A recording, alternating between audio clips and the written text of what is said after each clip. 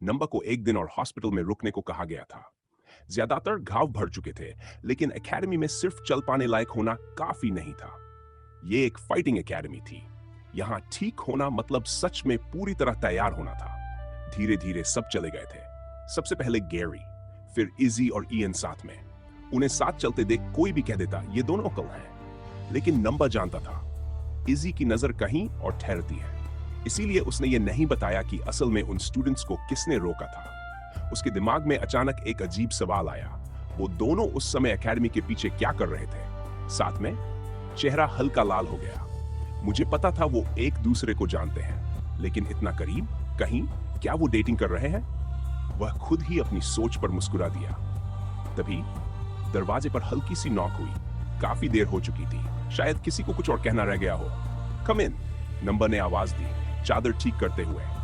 दरवाजा धीरे से खुला। सबसे पहले एक नाजुक साफ हाथ दिखा, फिर लंबे ग्रे बाल कंधों पर जड़ते हुए। वह ठिठक गया। जिसके बारे में वह कुछ पल पहले सोच रहा था, वह अब उसके सामने खड़ी थी। आपसे मिलकर खुशी हुई, नंबर कार्डेनेस। शिन ने हल्का सा झुककर कहा, मेरा नाम, हम डेब्यू मैच में मिले थे। नंबर तुरंत चुप गया। हाँ मुझे याद है, लेकिन प्लीज इतनी फॉर्म मत होइए। आपने मेरी जान बचाई थी। आपको झुकने की जरूरत नहीं। वह एक नहीं, दो नहीं, 3 से 4 बार झुक गया। शिन हंस पड़ी, और उस हंसी को देखते ही नंबर का दिल जोर से धड़क उठा। समझ सकता हूं गैरी क्यों फंसा होगा। वह मन ही मन मुस्कुराया, लेकिन मैं कभी तुम दोनों के बीच नहीं आऊंगा। तुम दोनों खुश रहो, बस यही दुआ है। वह मन ही मन उनकी सफलता के लिए प्रार्थना करने लगा। आई एक्चुअली आपसे एक बात करने आई हूं, शिन बिस्तर के पास आकर बोली। जिन स्टूडेंट्स ने आप पर हमला किया था, मैंने उन्हें टीचर को रिपोर्ट कर दिया है। प्रोफेसर्स मिलकर तय करेंगे कि उनके साथ क्या करना है। फिर उसने हल्की मुस्कान दी। आप सुरक्षित रहेंगे। मैं एकेडमी की नंबर 1 स्टूडेंट हूं। टीचर्स पर थोड़ा इन्फ्लुएंस है मेरा। आपको ट्रबल नहीं होगा। नंबर ने राहत की सांस ली। एकेडमी की सजा अभी उसकी सबसे छोटी चिंता थी, लेकिन फिर भी एक बोझ कम हो गया था। सिन थोड़ा झुकी, आसपास देखा। एक बात और है जो टीचर्स को नहीं पता। उसकी आवाज धीमी हो गई। हमले का आदेश स्टाई नाम के एक स्टूडेंट ने दिया था, लेकिन एक स्टूडेंट के पास इतना पावर नहीं होता कि दूसरे स्टूडेंट्स को एक्सपल्शन का रिस्क लेने पर मजबूर कर दे।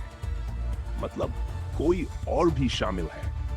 नंबर की शंका पक्की हो गई। स्टाई सिर्फ मोहरा था। उसे पीटना या कन्फ्रंट करना बेकार था।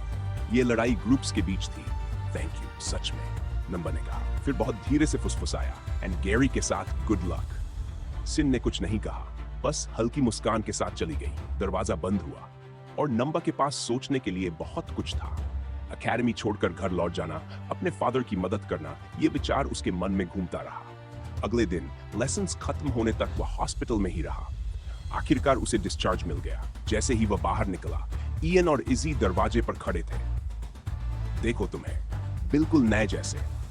इयन ने उसके हाथ पर हल्का मुक्का मारा। इजी की नजर उसके पीछे कमरे में झांक रही थी। गैरी तुम्हारे साथ है? नहीं, क्यों? इयन और इजी ने एक दूसरे को देखा। गैरी आज एक भी लेसन में नहीं आया, इजी ने कहा। हमने सोचा शायद वो तुम्हारे पास है।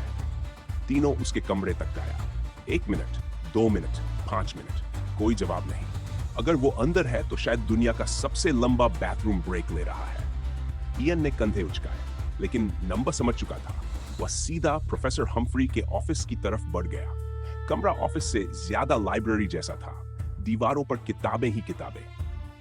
प्रोफेसर हम्फ्री, क्या गैरी डेम ने लीव लिया है? प्रोफेसर ने दाढ़ी सहलाई। हाँ, कल रात उसने एकेडमी से टाइम अवे रिक्वेस्ट किया। कमरे में सन्नाटा। अगर उसने आपको कारण नहीं बताया तो शायद कोई वजह रही होगी। प्रोफेसर ने शांत स्वर में कहा। नंबर के दिल में धड़कन तेज हो गई। यह कोइंसिडेंस नहीं था। नो वे, क्या सच में गैरी नंबर की सिचुएशन के लिए गया है? अगर गैंग ने मना कर दिया हो तो तुम जानते हो गैरी कैसा है, इजी बोली। वो खुद ही निकल पड़ा होगा। नंबर को गैरी के आखिरी शब्द याद आए। Alliance, help. तू बेवकूफ है गैरी, वो डेट बहुत पहले चुका था तू। We are an alliance. उसने प्रोफेसर की ओर देखा। सर, मुझे तुरंत लीव चाहिए। फैमिली मैटर है, पता नहीं कब लौटूंगा। नंबर, इजी ने उसका हाथ पकड़ा। एकेडमी में रहोगे तो सेफ रहोगे। बाहर रूल्स नहीं होते। नंबर ने धीरे से उसका हाथ हटाया। मुझे जाना होगा। तो मैं भी चल रहा हूं, इयन चिल्लाया। अलायंस है तो साथ। इजी ने सिर हिलाया, फिर हल्की मुस्कान दी। तुम दोनों इडियट्स हो, इसलिए तुम्हें मेरी जरूरत है। तीनों ने लीव रिक्वेस्ट की। प्रोफेसर हम्फ्री ने सिर हिलाया। ठीक है, मैं नोट कर लेता हूं, लेकिन उम्मीद है तुम तीनों जल्द वापस आओगे। और उसी पल अलायंस सच में एक्शन में बदल चुका था। वुल्फ्स पूल क्लब के अंदर हवा भारी थी, सन्नाटा ऐसा जैसे दीवारें भी सुन रही हो। हैरी कार्डेनेज इलेक्ट्रॉनिक्स का मालिक अब भी घुटनों पर था। इस बार उसका सिर झुका नहीं था, वह जवाब का इंतजार कर रहा था। हाउलर्स का फैसला उसकी कंपनी का भविष्य तय करने वाला था। और ठीक उसी पल एक फोन कॉल ने सब कुछ रोक दिया। विल को यकीन नहीं हो रहा था। लोमड़ी के मास्क वाला लड़का खाई बिल्कुल शांत बैठा कॉल उठा रहा था। उसे यह तक नहीं पता था दूसरी तरफ कौन है, फिर भी वह मुस्कुरा रहा था। खाई ज्यादा नहीं बोला, बस बीच बीच में सिर हिलाता रहा। डोंट वरी, ये कोई प्रॉब्लम नहीं होगी, शायद यह होना ही था। उसने घुटनों पर बैठे हैरी की तरफ देखा। सी यू सून। कॉल खत्म। फोन मेज पर रख दिया गया। खाई ने दोनों हाथ जोड़कर मुस्कान दी। इस बार उसके चेहरे का निचला हिस्सा ढका नहीं था। हैरी और विल दोनों समझने की कोशिश कर रहे थे। अभी क्या बदला है? मिस्टर कार्डेन्स, खाई ने कहा, लगता है आपकी किस्मत अभी खत्म नहीं हुई। मोमेंटम अब हमारी तरफ है। हाउलर्स आपकी मदद करेंगे। हैरी की आंखें चमक उठी, लेकिन विल के दिल में राहत नहीं आई। 2 टियर 3 गैंग्स पहले से हमला कर रहे थे। पीछे एक टियर 2 गैंग खड़ी थी। सिर्फ एक और टियर 3 गैंग से क्या फर्क पड़ने वाला था? इस जंग की कीमत बहुत बड़ी होने वाली थी, खाई ने आगे कहा। लेकिन कंडीशंस बदल चुकी हैं। कमरे की हवा और भारी हो गई। हम सिर्फ स्टॉर्म से निकालने में मदद नहीं करेंगे, हम जवाब भी देंगे। बदले में 51%। हैरी का दिल धड़क उठा। सिर्फ कार्डेनेज इलेक्ट्रॉनिक्स का नहीं, भविष्य के हर वेंचर का, हर एक्सपेंशन का, हर शहर का 51%। मतलब मेजॉरिटी कंट्रोल, मतलब आखिरी फैसला उनका। ये वही डील थी जो स्कैटरबग्स ने दी थी, लेकिन बड़ा हिस्सा लेकर यूर टेकिंग एडवांटेज। विल खुद को रोक नहीं पाया। खाई ने कंधे उचकाए। उसकी आवाज ठंडी थी। रिस्क कौन ले रहा है? हम लिटरली वॉर में उतरेंगे। अगर हम हार गए, हाउलर्स खत्म, कंपनी नहीं, लोग मरेंगे। बताइए, बड़ा रिस्क कौन ले रहा है? सच यही था। खाई जानता था वह और भी ज्यादा मांग सकता था, लेकिन वह समझदार था। अगर सामने वाला सब कुछ खो दे तो मेहनत कौन करेगा? 10% बचाने वाला भी लड़ता है, 0% वाला नहीं। हैरी धीरे धीरे खड़ा हुआ। आपने फेयर डील दी है। उसकी आंखों में आग थी। अगर जरूरत पड़ी तो मैं खुद बैट उठाकर लड़ूंगा।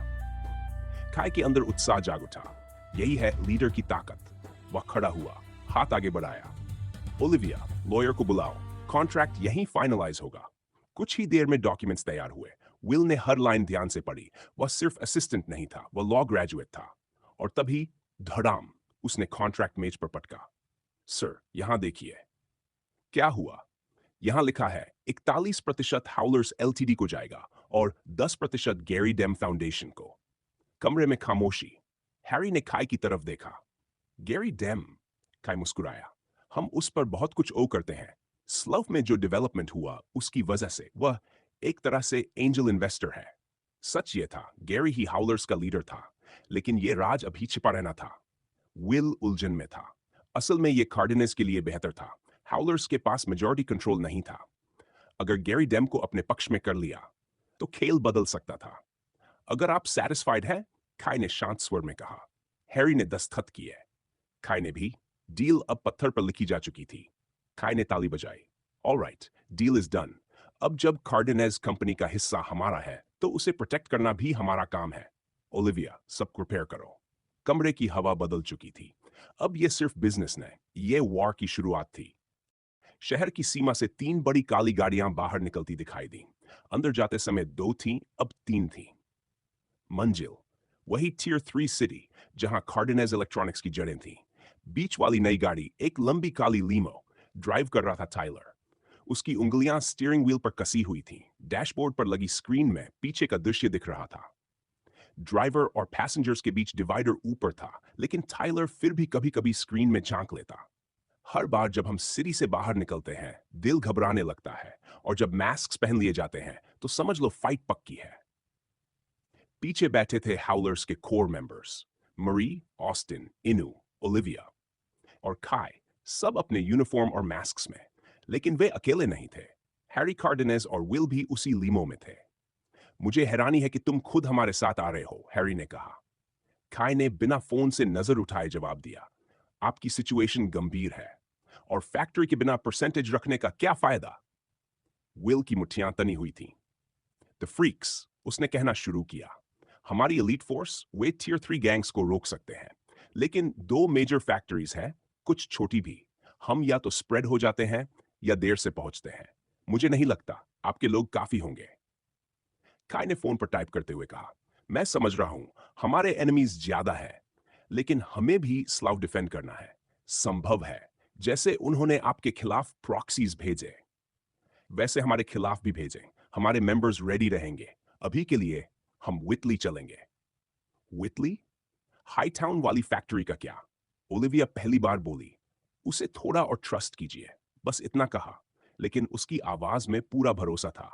राइटडेल शहर सामने आ चुका था। स्लफ से लगभग दुगना बड़ा, गलियां भरी हुई, ट्रैफिक भारी, पुरानी हाईवेज और सड़कों का ढांचा, गाड़ियों की लाइन। काय खिड़की से बाहर देख रहा था। ट्रांसपोर्ट कमजोर है, सबवे सिस्टम होता तो बेहतर होता, लेकिन टियर 3 सिटी अफोर्ड नहीं कर सकती। आखिरकार वे ओपन रोड पर पहुंचे और सामने दिखी विशाल फैक्ट्री, इतनी बड़ी कि पूरा चक्कर लगाने में लगभग 1 घंटा लग जाए। खाई समझ गया, इसे डिफेंड करना आसान नहीं। फैक्ट्री से 100 मीटर दूर टूटी फूटी अबैंडन कार से दीवार बनाई गई थी। उनके ऊपर और सामने गार्ड्स, गैंग मेंबर्स और फ्रीक्स तैनात थे। हाउलर्स की अजीब वेशभूषा ने सबका ध्यान खींच लिया। इनू ने फुसफुसाया, हमारी तरफ ऐसे क्यों देख रहे हैं? फ्रीक्स तो क्लाउन सूट्स पहनते हैं। ऑस्टिन ने गंभीर स्वर में कहा, क्लाउन्स डरावने होते हैं। इतनी गंभीरता से बोला कि कोई समझ नहीं पाया मजाक था या सच। टाइलर गाड़ी से टेक लगाकर बोला, मुझे मास्क पहनना चाहिए क्या, आइडेंटिटी हाइड करने के लिए? ओलिविया ने सीधा पूछा, ड्राइवर को टारगेट करके किसे क्या फायदा? टाइलर का चेहरा लटक गया। तभी मैरी ने मुस्कुराते हुए कहा, टाइलर, तुम बेस्ट ड्राइवर हो। मुझे कभी कार सिक नहीं होता तुम्हारे साथ। मैं किसी और को नहीं चाहूंगी। टाइलर की आंखें लगभग नम हो गई। उसी वक्त के गेट्स खुलने लगे। हैरी और विल ने एक दूसरे को देखा। उन्होंने किसी को बुलाया नहीं था। एक कार अंदर आई। दरवाजा खुला। 3 युवा छात्र उतरे। हैरी की आंखें फैल गई। नंबा, उसकी आवाज हवा में गूंज उठी। अलायंस अब सच में इकट्ठा हो चुका था। तीनों नए अराइवल्स को देखते ही हाउलर्स के चेहरों पर उलझन साफ झलक रही थी। पूरे शहर को अब तक समझा जाना चाहिए था कि ये इलाका खतरनाक है। यहां वही आता है जिसे पता हो कि उसकी जान सच में दांव पर है। यहां स्टूडेंट्स क्या कर रहे हैं? इनू के मुंह से बिना सोचे निकल गया, क्या हमें यह बोलना चाहिए? मारी ने धीरे से उसके कान में कहा, कुछ ही समय पहले तक वे भी स्कूल छोड़ने वाले टीनेजर्स थे। कभी कभी वे भूल जाते थे, अगर गैंग नहीं होता तो वे भी आज वही साधारण स्टूडेंट्स होते। लेकिन हैरी के चेहरे की प्रतिक्रिया ने साफ कर दिया, ये तीनों बस हिम्मती राहगीर नहीं थे। नंबर, हैरी ने पहले धीमे से कहा, फिर उसकी भौहें इतनी सिकुड़ गईं कि जैसे आपस में टकरा जाएं। तुम यहां क्या कर रहे हो? क्या तुमने अपने पिता की बात न मानने का फैसला कर लिया है? वह तेज कदमों से नंबर की ओर बढ़ा। इजी और इयन हल्के से पीछे खिसक गए। इयन ने फुसफुसाकर पूछा, अगर ओल्ड मैन हम पर हमला करे तो डिफेंड कर सकते हैं, राइट? इजी ने तुरंत उसकी पिंडली पर हल्की ठोकर मारी। बेवकूफ, ये नंबर के फादर हैं। ये एक ऑर्डिनरी ह्यूमन है और तुम ऑल्टर्ड। हैरी अब लगभग पहुंच चुका था। मैंने तुम्हें एकेडमी में रहने को कहा था, अपनी लाइफ वहां जीने को कहा था। क्या तुम्हें लगता है तुम्हारा पिता अकेले हैंडल नहीं कर सकता? मैं भी इसमें शामिल हूं, फादर। नंबर की आवाज गूंज उठी। जिस दिन आपने मुझे अपने फैमिली में लिया, उसी दिन से मैं इसका हिस्सा हूं। मैं एकेडमी में चैन से कैसे रहूं जब मुझे पता है यहां क्या हो रहा है? मैं कभी खुद को माफ नहीं कर पाऊंगा।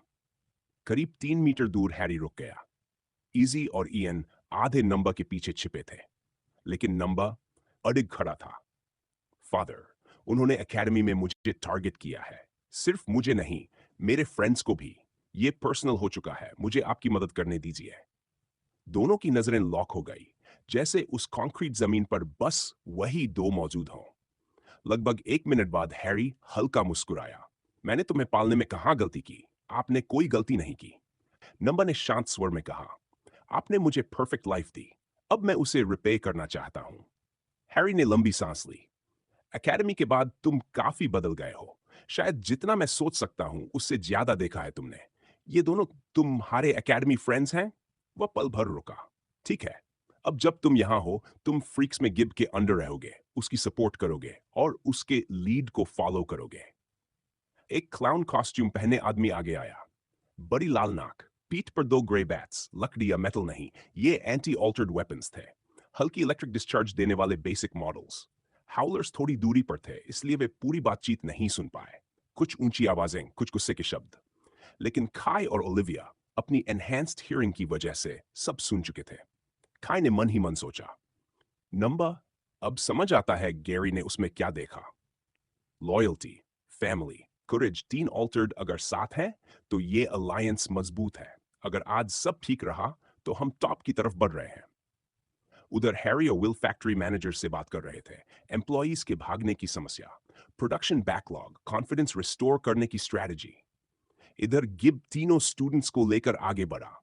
थोड़ी दूर एक हाई एंड कार के पास ब्लैक और गोल्ड मास्क पहने लोग खड़े थे। ईएन ने भौं चढ़ाई, तुम्हारी फैमिली में ये सब क्या चल रहा है?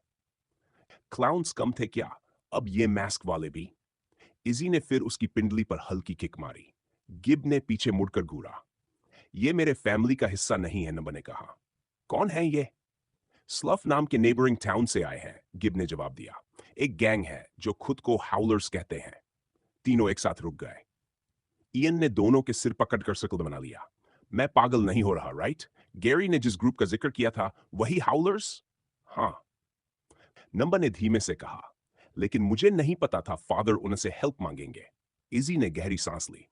रिस्पॉन्सिबल तो टियर 2 गैंग स्कैटरबग्स हैं। कोई भी गैंग इतनी आसानी से हेल्प नहीं करता।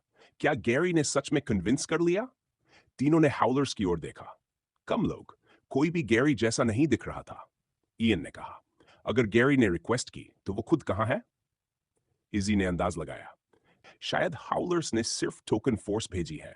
गैरी टैलेंटेड है, उसे खुश रखना चाहते होंगे, इसलिए हेल्प भेज दी। पर नंबर की नजर मास्क पहने लोगों पर टिकी रही। गैरी, शायद तुम्हें रोक दिया गया होगा, लेकिन कोशिश तो की होगी। थैंक यू, अब मैं भी वही करूंगा। आखिरकार वे अपनी पोस्ट पर पहुंचे। कारों की दीवार में एक छोटा गैप, ऐसे कई छोटे एंट्री पॉइंट्स थे ताकि एक बार में ज्यादा लोग अंदर ना आ सकें। नंबर ने गंभीर स्वर में कहा, हम यहां गैरी को रोकने आए थे, पर अब मैं यहीं रुकूंगा। फैमिली को हेल्प करना मेरी जिम्मेदारी है। तुम दोनों के लिए ये सेम नहीं है। अगर कभी भी डेंजर लगे तो बस निकल जाना। दोनों चुप रहे। इयन आगे बढ़ा और गिब के कान में कुछ फुसफुसाया। थोड़ी देर बाद फ्रीक्स कुछ कपड़े, मेकअप और रेड नोजेस लेकर लौटे। इजी ने पूछा, ये सब क्यों? अब हमारे पेरेंट्स को कभी पता नहीं चलेगा कि हम इन्वॉल्व थे। नीड हेल्प, बस कॉल करना। कॉस्ट्यूम बदलने के बाद इयन इजी को देखकर हंसते हंसते दोहरा हो गया, लेकिन उसकी हंसी अचानक रुक गई। एक तेज आवाज गूंजी, They're coming! Everyone, get ready! Harry की फैक्ट्री इस समय बाकी सब जगहों से ज्यादा सुरक्षित थी। कम से कम ऊपर से तो ऐसा ही लगता था। एक वजह साफ थी, फ्रीक्स के कुछ खास मेंबर्स हमेशा उसके साथ रहते थे। आज वह खुद इसी लोकेशन पर मौजूद था, जिसका मतलब था कि यहाँ फ्रीक्स के करीब 8 लोग तैनात थे, और ये दोनों फैक्ट्रीज में से बड़ी थी। सच कहें तो अगर हैरी को किसी एक को बचाना पड़ता तो वह सिर्फ साइज के आधार पर इसी को चुनता। लेकिन मुश्किल यह थी कि दोनों फैक्ट्रीज पर बराबर ताकत से हमला हो रहा था। दो अलग अलग गैंग्स, एक ही इंटेंसिटी। उसे एक पल के लिए वह ब्लॉन्ड हेयर्ड हाउलर्स मेंबर याद आया। क्या उसने पहले से यह सब जानकर ही स्ट्रैटेजी सुझाई थी? हैरी ने तुरंत अपने विचार झटक दिए। दूसरी फैक्ट्री के बारे में अभी नहीं सोच सकता। जो सामने है उसे हर हाल में बचाना है। एनिमी नंबर्स की रिपोर्ट, उसने आदेश दिया। विल ने कांपते हाथ से डिवाइस नीचे किया। मैसेज मिला है, इस बार अटैकर्स सैकड़ों में हैं। कई कार्स, कई मोटर बाइक्स। अब तक का सबसे बड़ा अटैक। 8 फ्रीक्स, करीब 20 गार्ड्स, सभी बिल्डिंग के उस हिस्से में इकट्ठा जहां से दुश्मन आने वाला था। फैक्ट्री शहर के किनारे थी। हमले के दो ही रास्ते थे, मुख्य सिटी रोड या पीछे की पहाड़ी के पार का खुला कंट्री साइड। वहां जमीन खुली थी और दुश्मन को स्पॉट करना मुश्किल। हैरी ने दांत भींचे। हाउलर्स हमारे साथ हैं, फिर भी उनकी संख्या हमारी आधी भी नहीं। हमारे लोग थके हुए हैं। क्या ये उनका फाइनल पुश है? एडवांस रोक दो, जो करना पड़े करो और मुझे कोई वेपन दो। उसने अपनी स्लीव्स चढ़ा ली। स्कैटरबग से सीधे भिड़ने से पहले इन सबको संभालना होगा, ईएन ने निगलते हुए कहा। तुम्हारे डैड काफी स्केरी हैं। स्केरी नहीं, नंबर ने शांत स्वर में कहा, पैशनेट है। फ्रीक्स गैप से बाहर निकल चुके थे। गार्ड्स कार वॉल के पीछे तैनात रहे। गिब ने मुड़कर तीनों स्टूडेंट्स की तरफ देखा जो अब क्लाउन आउटफिट्स में थे। जितनों को गिरा सकते हो गिराओ, बाकी तुम लोग संभालना। इंजन की गड़गड़ाहट गूंजी, ब्रेक्स की चीखती आवाज। कार्स और मोटर बाइक्स घास के मैदान पार कर कंक्रीट पर आ चुके थे। करीब 100 लोग, हथियारों से लैस। सामने एक भारी भरकम आदमी खड़ा था। टैंक टॉप, मुंह में चमकता गोल्डन टूथ, हाथ में ब्रास नकल। आज काम खत्म, वह गर्जा। 100 लोगों की चीख जमीन तक कांप उठी। मोटर बाइक्स ने सबसे पहले चार्ज किया। एक आदमी क्रोबार घुमाते हुए सीधा गिब की ओर आया। स्विंग। गिब झुका, उसके पेट पर वार किया। बाइक आगे फिसलती हुई कार वॉल से टकरा गई। युद्ध शुरू हो चुका था। फ्रीक्स गिर चुके थे, फिर भी डटे हुए। उनकी स्ट्राइक्स भारी थीं, हर वार किसी को फाइट से बाहर कर देता, लेकिन वे अजेय नहीं थे। चेन का वार गिब की रिब्स पर, वह डगमगाया। गोल्डन टूथ वाला आदमी आगे आया और थोड़ी के नीचे जोरदार अपरकट मारा। ऐसा वार जो किसी को भी बेहोश कर देता। गिब लड़खड़ाया पर गिरा नहीं। इसी बीच कई अटैकर्स गैप्स की तरफ भागने लगे।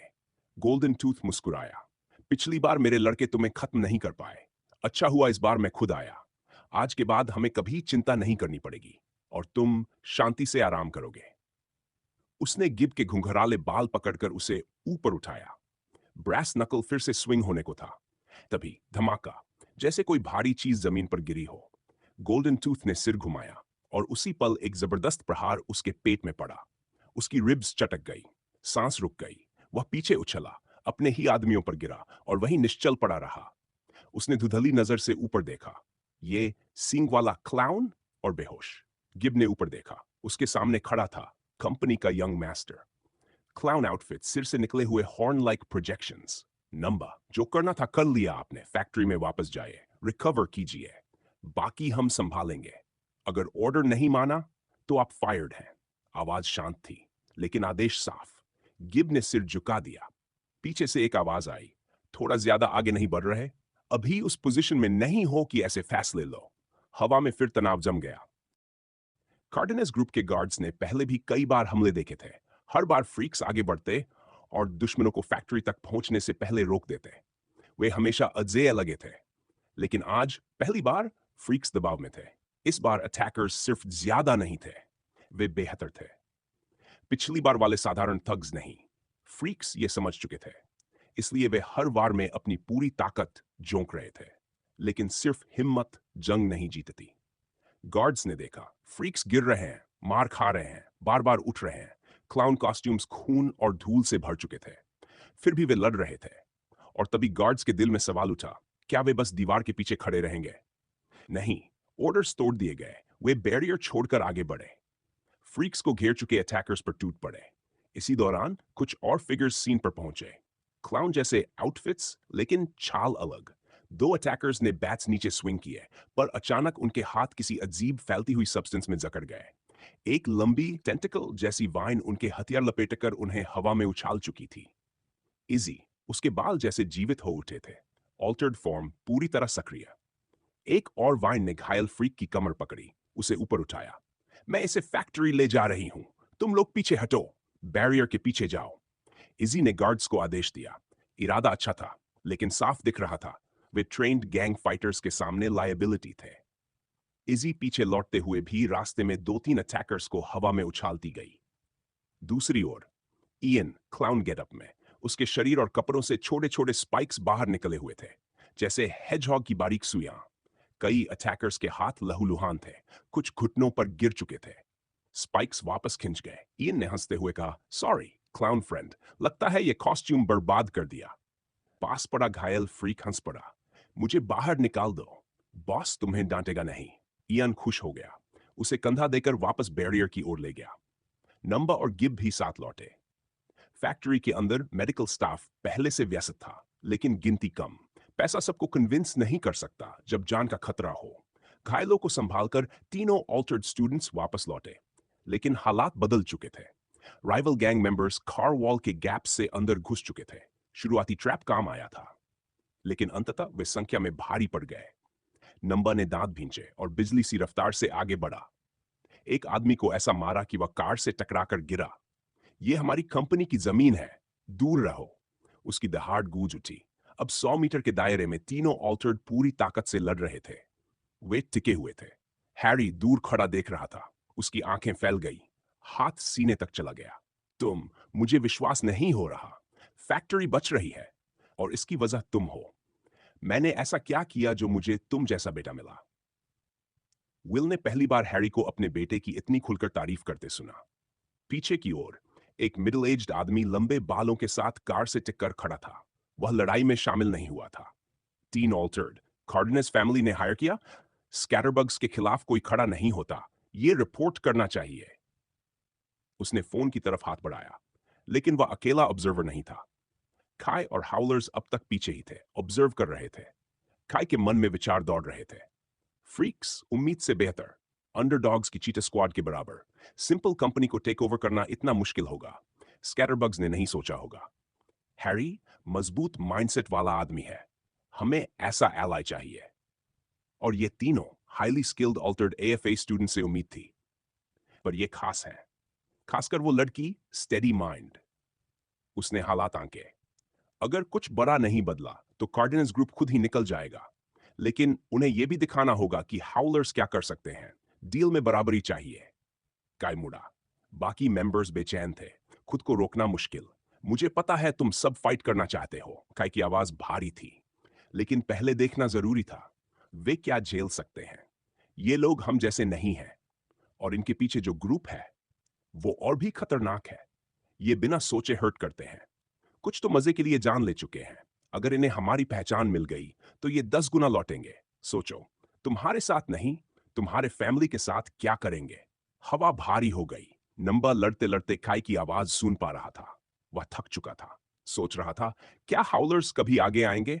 उसी पल एक मोटर बाइक गैप से निकलती हुई सीधे हाउलर्स की ओर बढ़ी। काई की आंखें चमकी। I want you all to fight without holding back. Austin आगे बढ़ा, बुल मास्क पहने। क्रोबार उसके कंधे पर पड़ा, कोई असर नहीं। बाइक उससे टकराई, रुक गई। I understand. ऑस्टिन ने फ्रंट उठाया। राइडर गिरा और पूरी बाइक आते हुए अटैकर्स पर फेंक दी।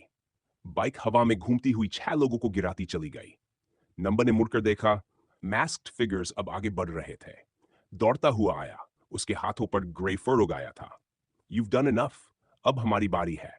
प्रॉमिस करता हूं, एक भी नहीं बचेगा। और फिर हाउलर सच में मैदान में उतर आए।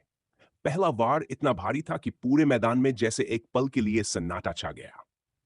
बुल मास्क पहने ऑस्टिन सिर्फ किसी इंसान की तरह नहीं, बल्कि किसी दैत्य की तरह आगे बढ़ा। उसने एक भारी गाड़ी को ऐसे उठा लिया जैसे वह खिलौना हो, और उसे दूर खड़े अटैकर्स की ओर बिजली जैसी रफ्तार से फेंक दिया। गाड़ी जमीन पर गिरते ही धमाका गूंज उठा। हैरी और विल ने अपनी आंखें मल ली। क्या वे सच में यही देख रहे थे? उसी क्षण सबकी नजर ऑस्टिन पर थी, और खाई ने अपना आधा बदला हुआ हाथ हवा में उठा दिया।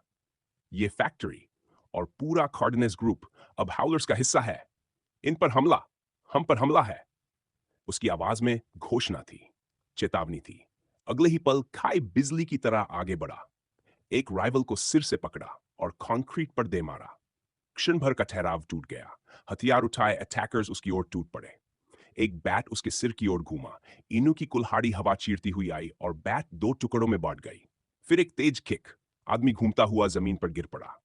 इनू रुका नहीं। वह आगे बढ़ता गया, वारों से बचता, काउंटर करता। एक एक्स सीधा एक आदमी की पिंडली में धंसा, चीख हवा में फट गई। खाई ने कहा था, इन्हें छोड़ना नहीं। आज नरमी की तो कल ये केविन और सूजन तक पहुंचेंगे। उसके हथियार से ऊर्जा की एक और लहर उठी। गैप से और लोग घुसने की कोशिश कर रहे थे, लेकिन तभी एक बिजली की बोल्ट चमकी। मरी अब वह साधारण लड़की नहीं रही थी। उसकी एरोज ठीक वहीं गिर रही थी जहां दुश्मन की गति टूटे। मुझे लगा तुम मेरी तरह हो, टाइलर ने कहा। पहले थी, लेकिन इनके साथ रहो तो हालात तुम्हें बदल देते हैं। मैं हेड ऑन फाइट में उतनी अच्छी नहीं, इसलिए अपना रास्ता चुन लिया। टाइलर बस मुस्कुरा सका। उसे समझ नहीं आया ये मजाक था या नहीं। और फिर एक चीख। उसकी whip एक भारी भरकम आदमी के हाथ में लिपटी। वेयरवुल्फ स्ट्रेंथ सक्रिय। उसने उसे हवा में उछाल दिया। कंधा अपनी जगह से खिसक गया। लेकिन यह अंत नहीं था। उसका शरीर वापस उसकी ओर झूला और एक ट्रांसफॉर्म्ड फिस्ट सीधा उसके पेट में धंस गया। खून उसके मास्क पर छिटक गया। नीली आंखें उस मास्क के भीतर चमक उठीं। अब अटैकर्स का ध्यान बदल चुका था। नंबा और बाकी कुछ देर पहले तक मुख्य लक्ष्य थे। अब नहीं। अब उनके सामने असल खतरा खड़ा था। हाउलर्स एक चेन खाई की ओर आई। उसने अपने क्लॉज से उसे चीर डाला। कुछ फ्रीक्स आधे इलाज के बाद वापस बाहर आए। उन्होंने जो देखा, जमीन पर पड़े बॉडीज, कई बेहोश, कुछ शायद मर चुके। विल की आवाज भारी थी। हम गलत थे सर, ये कम नहीं, जरूरत से ज्यादा लोग भेजे हैं। टीयर 3 सिटी में इतने ऑल्टर्ड, ये कैसे संभव है? हैरी ने गहरी सांस ली। हमने उन्हें कम आंका था। एएफए के तीनों छात्र अब वही कर रहे थे जो हाउलर्स ने शुरुआत में किया था। देखना, गैरी जिस गैंग से है, वो ये है। इयन की आंखें फैल गईं। टीयर 3 टाउन से इतना बल? इजी ने सिर हिलाया। इनमें से कोई भी एएफए में जगह पा सकता है। फिर क्यों नहीं? गैरी को स्पॉन्सर कर उसे अकेला क्यों भेजा? नंबा चुप था। उसकी नजर खाई पर थी। गैरी, तुमने सच में हमारी मदद करवाई। मैंने सोचा था तुम बस कोशिश करोगे, लेकिन ये तुम सच में कमाल के दोस्त हो। काई ने अपने हाथ पूरी तरह ट्रांसफॉर्म कर लिए। ग्रेफर और साफ दिख रहा था। फोर आर्म्स फूल गए। दो बैट्स उसकी ओर आए। उसने दोनों तोड़ दिए। अगले ही पल उसके क्लॉज दोनों अटैकर्स की गर्दन से गुजरे। खून फूटा। वे वहीं ढेर हो गए। जब बॉडीज गिरी, नंबा की आंखें सीधे खाई की नीली आंखों से मिली। वह एहसास पहचाना सा। एक क्षण लगा और उसे याद आ गया। उसका ट्रांसफॉर्मेशन, उसकी आंखें, वही रंग, वही रूप। खाई और ओलिविया के ऑल्टर्ड फॉर्म्स गैरी जैसे क्यों दिखते हैं? क्या यह सिर्फ संयोग है? इस अलायंस में कुछ और भी छुपा है? खाई को दोबारा ध्यान से देखते हुए नंबा की आंखें हल्की सी सिकुड़ गईं। गैरी से मिलती जुलती शक्ल नहीं, बल्कि ओलिविया से भी कुछ अजीब सी समानता। फर का रंग अलग था, लेकिन बात सिर्फ वेयरवुल्फ अपीयरेंस की नहीं थी। हर वार में वही जंगली क्रूरता, वही फेरोसिटी, वही खामोश गुस्सा। तुमने भी नोटिस किया, है ना? इजी ने धीमे स्वर में पूछा। ऑल्टर्ड का एक जैसा होना अनकॉमन नहीं है, पर उनमें फर्क रहता है, जैसे डिस्टेंट कजिन्स हो। लेकिन वो दो और गैरी ज्यादा करीब लगते हैं। नंबर चुप रहा। इजी की आवाज और गंभीर हो गई। और अगर इतना पावरफुल ऑल्टर्ड फॉर्म मार्केट में ओपनली बिक रहा होता, तो उसकी कीमत इंसेन होती। टीयर 3 जैसे लोगों की पहुंच से बहुत बाहर। एक ही पॉसिबिलिटी बचती है। किसी ने मिस्ट्री सॉल्यूशंस पर बड़ा गैम्बल खेला है, पर वो भी ऑलमोस्ट इम्पॉसिबल है मिलना। दो वुल्फ ऑल्टर्ड कोइंसिडेंस हो सकते थे, तीन नहीं। कुछ तो चल रहा है। या तो हाउलर्स के पीछे कोई बड़ा बैकिंग है, या जिसने उन्हें सपोर्ट किया है उसे किसी ऑल्टर्ड फॉसिल से एक से ज्यादा सोल्यूशन निकालने का तरीका मिल गया है। आखिरी बात पर नंबा का दिल एक पल को तेज धड़का। अगर सच में ऐसा हुआ, तो यह सिर्फ एक खोज नहीं, एक नया ऑल्टर्ड एरा शुरू हो सकता है। अब साफ था, एफए स्टूडेंट्स की जरूरत खत्म हो चुकी थी। एक एक कर वे ह्यूमन फॉर्म में लौट आए। बैरियर के अंदर घुसे सभी अटैकर्स या तो गिर चुके थे, या बेहोश थे, या हिलने की हालत में नहीं। और ओलिविया वहां किसी एग्जीक्यूशनर जैसी दिख रही थी। उसकी whip घायल बॉडीज को पकड़ती, घसीटती और कंक्रीट वॉल के ऊपर फेंक देती। बाहर खड़े बचे हुए लोग जब अपने साथियों को टूटी फूटी हालत में गिरते देख रहे थे, डर उनकी हड्डियों में उतर गया। उन्होंने अंदर आने का विचार छोड़ दिया। काय ने मुस्कुराते हुए कहा, हम उन्हें ऐसे ही जाने नहीं दे सकते। हैरी, गार्ड्स, एएफए स्टूडेंट्स सब स्टंट थे। इजी, ये शब्द किसी के दिमाग में फिट नहीं बैठा। तभी ऑस्टिन आगे बढ़ा। वह कारों की दीवार तक पहुंचा और एक पूरी कार उठा ली, सिर के ऊपर। उसका ऑल्टर्ड फॉर्म भले ही ह्यूमन लाइक दिखता था, लेकिन ताकत इंसानी नहीं थी। इयन की आंखें फैल गई। ये नॉर्मल ह्यूमन नहीं हो सकता।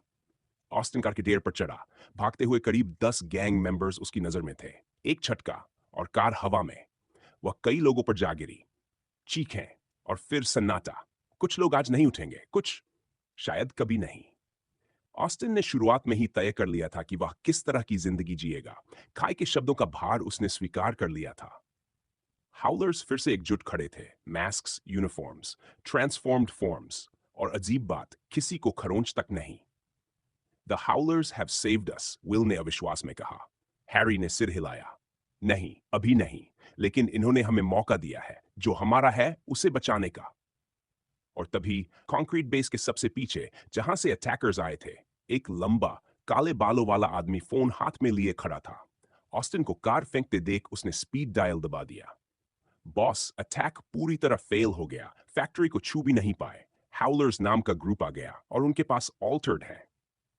काय की पहले कही गई घोषणा उसने साफ सुनी थी। अब वह देख रहा था, काय कारों के ऊपर खड़ा, अब भी ट्रांसफॉर्म्ड। अपडेट, कम से कम 2 ऑल्टर्ड उनके पास है। फोन के दूसरी तरफ चीख सुनाई दी। उसे फोन कान से दूर करना पड़ा। फिर भारी सांसें। ठीक है, उन्हें हमारी ताकत का थोड़ा टेस्ट दो। कोई लीडर है वहां? काय ने उस आदमी को देख लिया। एक दोस्ताना सांस। अपने बॉस से कहना, अगर उसने हमारी टर्फ को फिर छुआ तो अगली बारी उसकी होगी। और अंत में एक लंबी गूंजती हुई हाउल। आवाज हर तरफ फैल गई। फोन पर आदमी बोला, हां, एक परफेक्ट टारगेट है। उसे हटाया तो ये खुद बिखर जाएंगे। दूसरी तरफ फोन टेबल पर पटक दिया गया। लकड़ी पहले से दरकी हुई थी, अब और चटक गई। मिडवैक, तुम्हारे लिए एक खास काम है। हवाइन शर्ट पहने आदमी, अजी सर। उसकी आंखों में हल्की पीली चमक उभरी और कमरे में खामोशी फैल गई। तूफान अभी खत्म नहीं हुआ था। दीवार के ऊपर फेंके गए कुछ गैंग मेंबर्स कुछ मिनटों बाद हिलने लगे। पीछे खड़े लंबे बालों वाले आदमी के आदेश पर उन्हें अपने घायल साथियों को इकट्ठा करने को कहा गया। जो गाड़ियां वे लाए थे, उन्हीं में भरकर उन्हें अपने शहर वापस ले जाना था। यह भी हो सकता था कि हाउलर्स या कार्डिनस फैमिली उन्हें पूरी तरह खत्म कर देते, लेकिन दिल अभी भी धड़कता था। और काय मानता था कि आज जो संदेश दिया गया है वह काफी है। स्कैटरबग्स के लिए कोई और गंदा काम करने की हिम्मत नहीं करेगा। आखिर में जान पैसे से बड़ी होती है।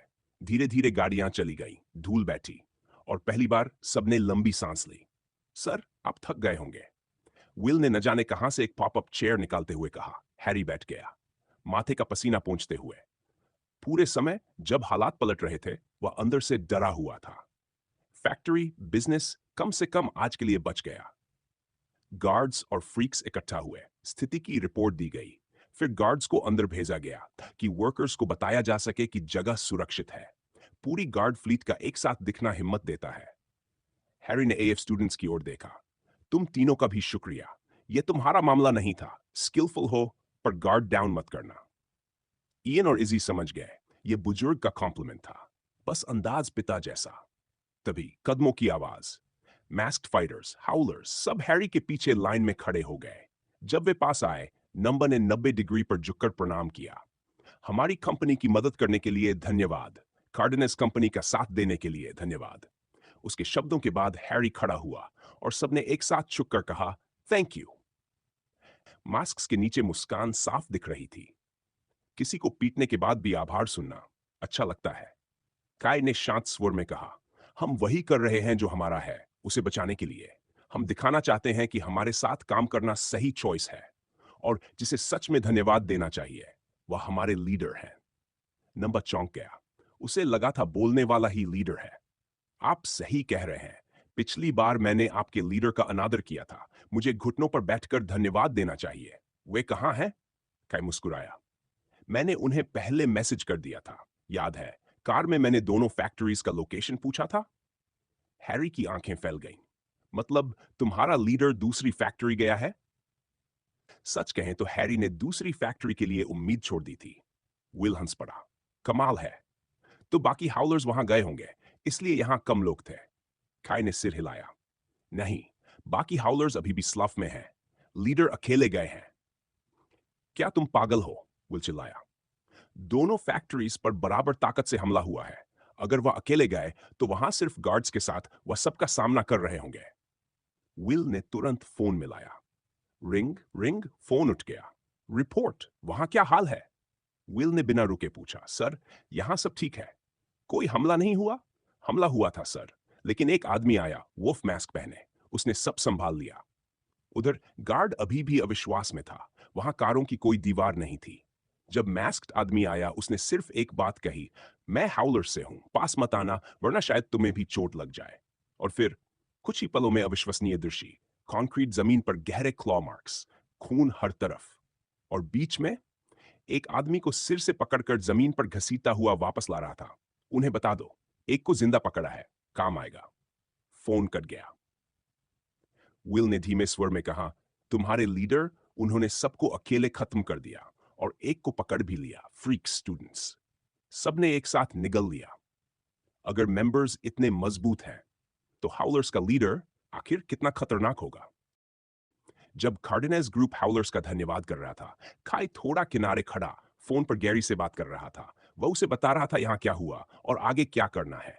कॉल खत्म हुई। एक विनम्र बो और वह कार की ओर बढ़ गया। टाइलर ने तुरंत दरवाजा खोल दिया। रुको, अब कहाँ जा रहे हो? विल ने हिचकते हुए पूछा। अब जब उसने अपनी आंखों से हाउलर्स की ताकत देख ली थी, उसकी आवाज पहले जैसी कठोर नहीं रही। अंदर चलकर नेक्स्ट स्टेप डिस्कस नहीं करेंगे। स्कैटरबग्स चुप नहीं रहेंगे। शायद आपके लीडर को भी बुला ले। चेहरे पर बड़ी सी मुस्कान, पर बनावटीपन साफ था।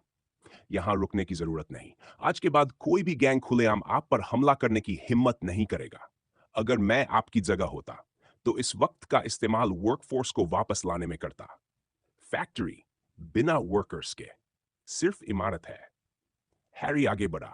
जब तक मैं जिंदा हूं, हमारी कंपनी बंद नहीं होगी। फॉक्स मास्क के पीछे हल्की मुस्कान उभरी। हम स्कैटरबग्स की प्रतिक्रिया के लिए तैयार रहेंगे, कै बोला, लेकिन अब वे आप पर नहीं, हम पर आएंगे। हमने उनकी रेपुटेशन पर कदम रख दिया है। अगला अटैक हम डिफेंड करेंगे और उसके बाद हम पूरा काउंटर अटैक करेंगे। हाउलर्स की पूरी ताकत नॉट्सबर्ग में दाखिल होगी। उन्हें दिखाएंगे हमसे उलझने की कीमत क्या होती है। उसकी नजर नंबा और उसके दोस्तों पर गई। उम्मीद है कार्डिनेज ग्रुप, फ्रीक्स और उनके पावरफुल एलाइज हमारे साथ खड़े होंगे। तीनों के दिल में एक अजीब सा गर्व उठा। कोई जवाब दे पाता उससे पहले हाउलर्स गाड़ी में बैठे और स्लफ की ओर निकल गए। जैसा खाई ने कहा था, हैरी ने एम्प्लॉइज को बुलाया, उन्हें धन्यवाद दिया, आश्वासन दिया फैक्ट्री सुरक्षित है, और उसने ये भी नहीं छिपाया कि उन्हें किसने बचाया। हाउलर्स का नाम शायद अभी छोटा था, पर हैरी जानता था यहीं से उनकी असली चढ़ाई शुरू होगी। अगर वे स्कैटरबग्स को हरा दें, तो आधी आधी पार्टनरशिप देने को कंपनीज लाइन में लग जाएंगी। शाम डलने लगी। सब कंपनी हेडक्वार्टर्स लौटे। एक विशाल चौड़ी सिंगल फ्लोर बिल्डिंग। इयन की आंखें चमक उठी। तुमने बताया क्यों नहीं कि तुम्हारा परिवार इतना रिच है? हॉलवे में एंशिएंट वेसेस, रेयर पेंटिंग्स। नंबा ने कंधे उचकाए। यह सब मेरा नहीं, और मान लो एक दिन इनहेरिट भी कर लूं, तो क्या फायदा अगर प्रोटेक्ट न कर सकूं? स्कैटरबग्स ने 2 गैंग्स हायर किए और हमें ऑलमोस्ट खत्म कर दिया बिना खुद हाथ गंदे किए। तीनों ने तय किया, नंबा का मामला सुलझे तक वे उसके साथ रहेंगे। तभी विल आया। नंबा को उसके पिता ने बुलाया है। आशा है आप इंतजार करेंगे। वही अभ्यास की हुई मुस्कान। ऑफिस के अंदर हैरी और नंबा। मैंने पिता के आदेश के खिलाफ कदम उठाया, क्या वे मुझे दंड देंगे? नंबा के मन में विचार आया। सबसे बुरा, वह फिर से अनाथ हो सकता था, लेकिन उसे पछतावा नहीं था। हैरी की आवाज शांत थी। हम अतीत की बात नहीं करेंगे। अगला कदम हमारा भविष्य तय करेगा, और मेरे उत्तराधिकारी होने के नाते तुम्हारा अधिकार भी है और कर्तव्य भी। नंबा ने जीवन में पहली बार उनके मुंह से इतने नर्म शब्द सुने। मैं चाहता हूं तुम स्लो जाओ। स्कैटरबग्स बदला लेने हाउलर्स पर आएंगे। वे हमारी वजह से इस लड़ाई में हैं। किनारे खड़े रहना गलत होगा। मुझे नहीं पता तुम वहां कितनी मदद कर पाओगे, लेकिन मैं चाहता हूं वे हमें इक्वल पार्टनर समझें। आखिरी फैसला। नंबा ने एक पल भी नहीं लिया। मैं स्लो जाऊंगा और स्कैटरबग्स का सामना करूंगा। हैरी के चेहरे पर सबसे बड़ी मुस्कान आई। दोनों एक दूसरे पर गर्व कर रहे थे। लिविंग रूम में इयन और इजी सोफे पर पसरे हुए ट्रे से खाना उठा रहे थे। प्रोजेक्टर पर सिनेमा साइज स्क्रीन। नंबा अंदर आया। मेरे पास खबर है, इजी ने बिना सोचे कहा। मैं साथ चलूंगी। स्लॉफ गेरी का शहर है ना? हम उसे रोकने आए थे, साथ आए थे। अब धन्यवाद भी साथ देंगे। इयन ने खाना निगलते हुए कहा। अलायंस हैं हम, और गेरी को सिर पर हल्की चपत भी मारनी है हमें छोड़े बिना जाने के लिए। तीनों हंस पड़े। नंबा, जिसने एकेडमी में दोस्त मिलने की उम्मीद नहीं की थी, अब उसके पास एक मजबूत टीम थी। उसने गहरी सांस ली। ठीक है, चलते हैं स्लाफ। हाउलर से मिलेंगे और गेरी से भी। ज्यादा समय नहीं बीता था जब गैरी ने पहली बार वुल्फ्स पूल क्लब में कदम रखा था, लेकिन आज वह फिर यहीं था, और उम्मीद से कहीं जल्दी। ऊपर के फ्लोर पर हाउलर्स के सभी कोर मेंबर्स पूल टेबल के आसपास खड़े थे। हंसी, हल्की टकराती गेंदों की आवाज और एक अजीब सी शांति। कल का दिन थकाने वाला था। फैक्ट्री बच गई थी आसानी से, लेकिन वापसी की कार राइड में कोई ज्यादा नहीं बोला। घर पहुंचते ही सब सीधे सो गए। गैरी ने तो अपनी बहन को एक और सरप्राइज विजिट दे दी और वहीं रुक गया। वे लगभग दोपहर तक सोते रहे, जब तक गैरी का मैसेज नहीं आया, वुल्फ्स पूल क्लब पर मिलो। आज क्लब बंद था। बोर्ड पर लिखा था प्राइवेट वर्क इवेंट, पूरा वेन्यू बुक्ड। काई ने एक छोटा कॉकटेल सॉसेज हवा में उछाला और मुंह से पकड़ लिया। आज एंजॉय करो, कल सबने अच्छा काम किया, पता नहीं अगला अटैक कब होगा। सबके चेहरे पर मुस्कान। ऑस्टिन की तारीफ, ओलिविया की whip। टाइलर झुककर बोला, मारी, वो ऑल्टर्ड वेपन्स यूज करना सिखाओगी? सेल्फ डिफेंस के लिए। टाइम है मेरे पास। तभी एक गहरी फीमेल वॉइस, अगर सच में सेल्फ डिफेंस सीखनी है तो पहले बेयर हैंड से लड़ना सीखो। टाइलर की रीढ़ में सिहरन दौड़ गई। ओलिविया, वेपन खो दिया तो प्रैक्टिस मेरे साथ करो। लड़कों की दबाई हुई हंसी। सबके दिमाग में एक ही दृश्य, टाइलर और ओलिविया की ट्रेनिंग। इनू ने गैरी की ओर देखा। तू और भी स्ट्रांग हो गया है ना? एकेडमी में कोई स्पेशल जूस पिलाते हैं क्या? गैरी हल्का सा मुस्कुराया। सच आधा सही था। उसकी ग्रोथ का राज किसी से ज्यादा खतरनाक था। ऑस्टिन ने कंधा उचकाया। अफसोस, तेरी फाइट देख नहीं पाए। मेरा ऑल्टर्ड फॉर्म तुझे दिखाना था।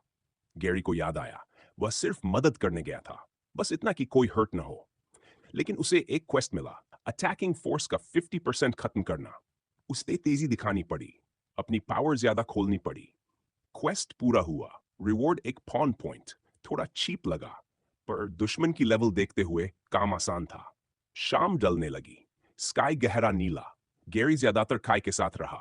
दोनों अगले कदम पर बात कर रहे थे। गैरी को अब याद आया, कार्डिनेज ग्रुप का नाम उसने पहले सुना था। सब कुछ कनेक्ट हो रहा था। मुझे बुरा लग रहा था, गैंग को पर्सनल मैटर में घसीटने पर गैरी ने कहा। काई ने शांत स्वर में जवाब दिया, ये लोग जानते थे वे किस में शामिल हो रहे हैं। और सच, ये गैंग तुम्हारी वजह से है। जब जरूरत हो हमें इस्तेमाल करो। गैरी को लगा वह अकेला नहीं।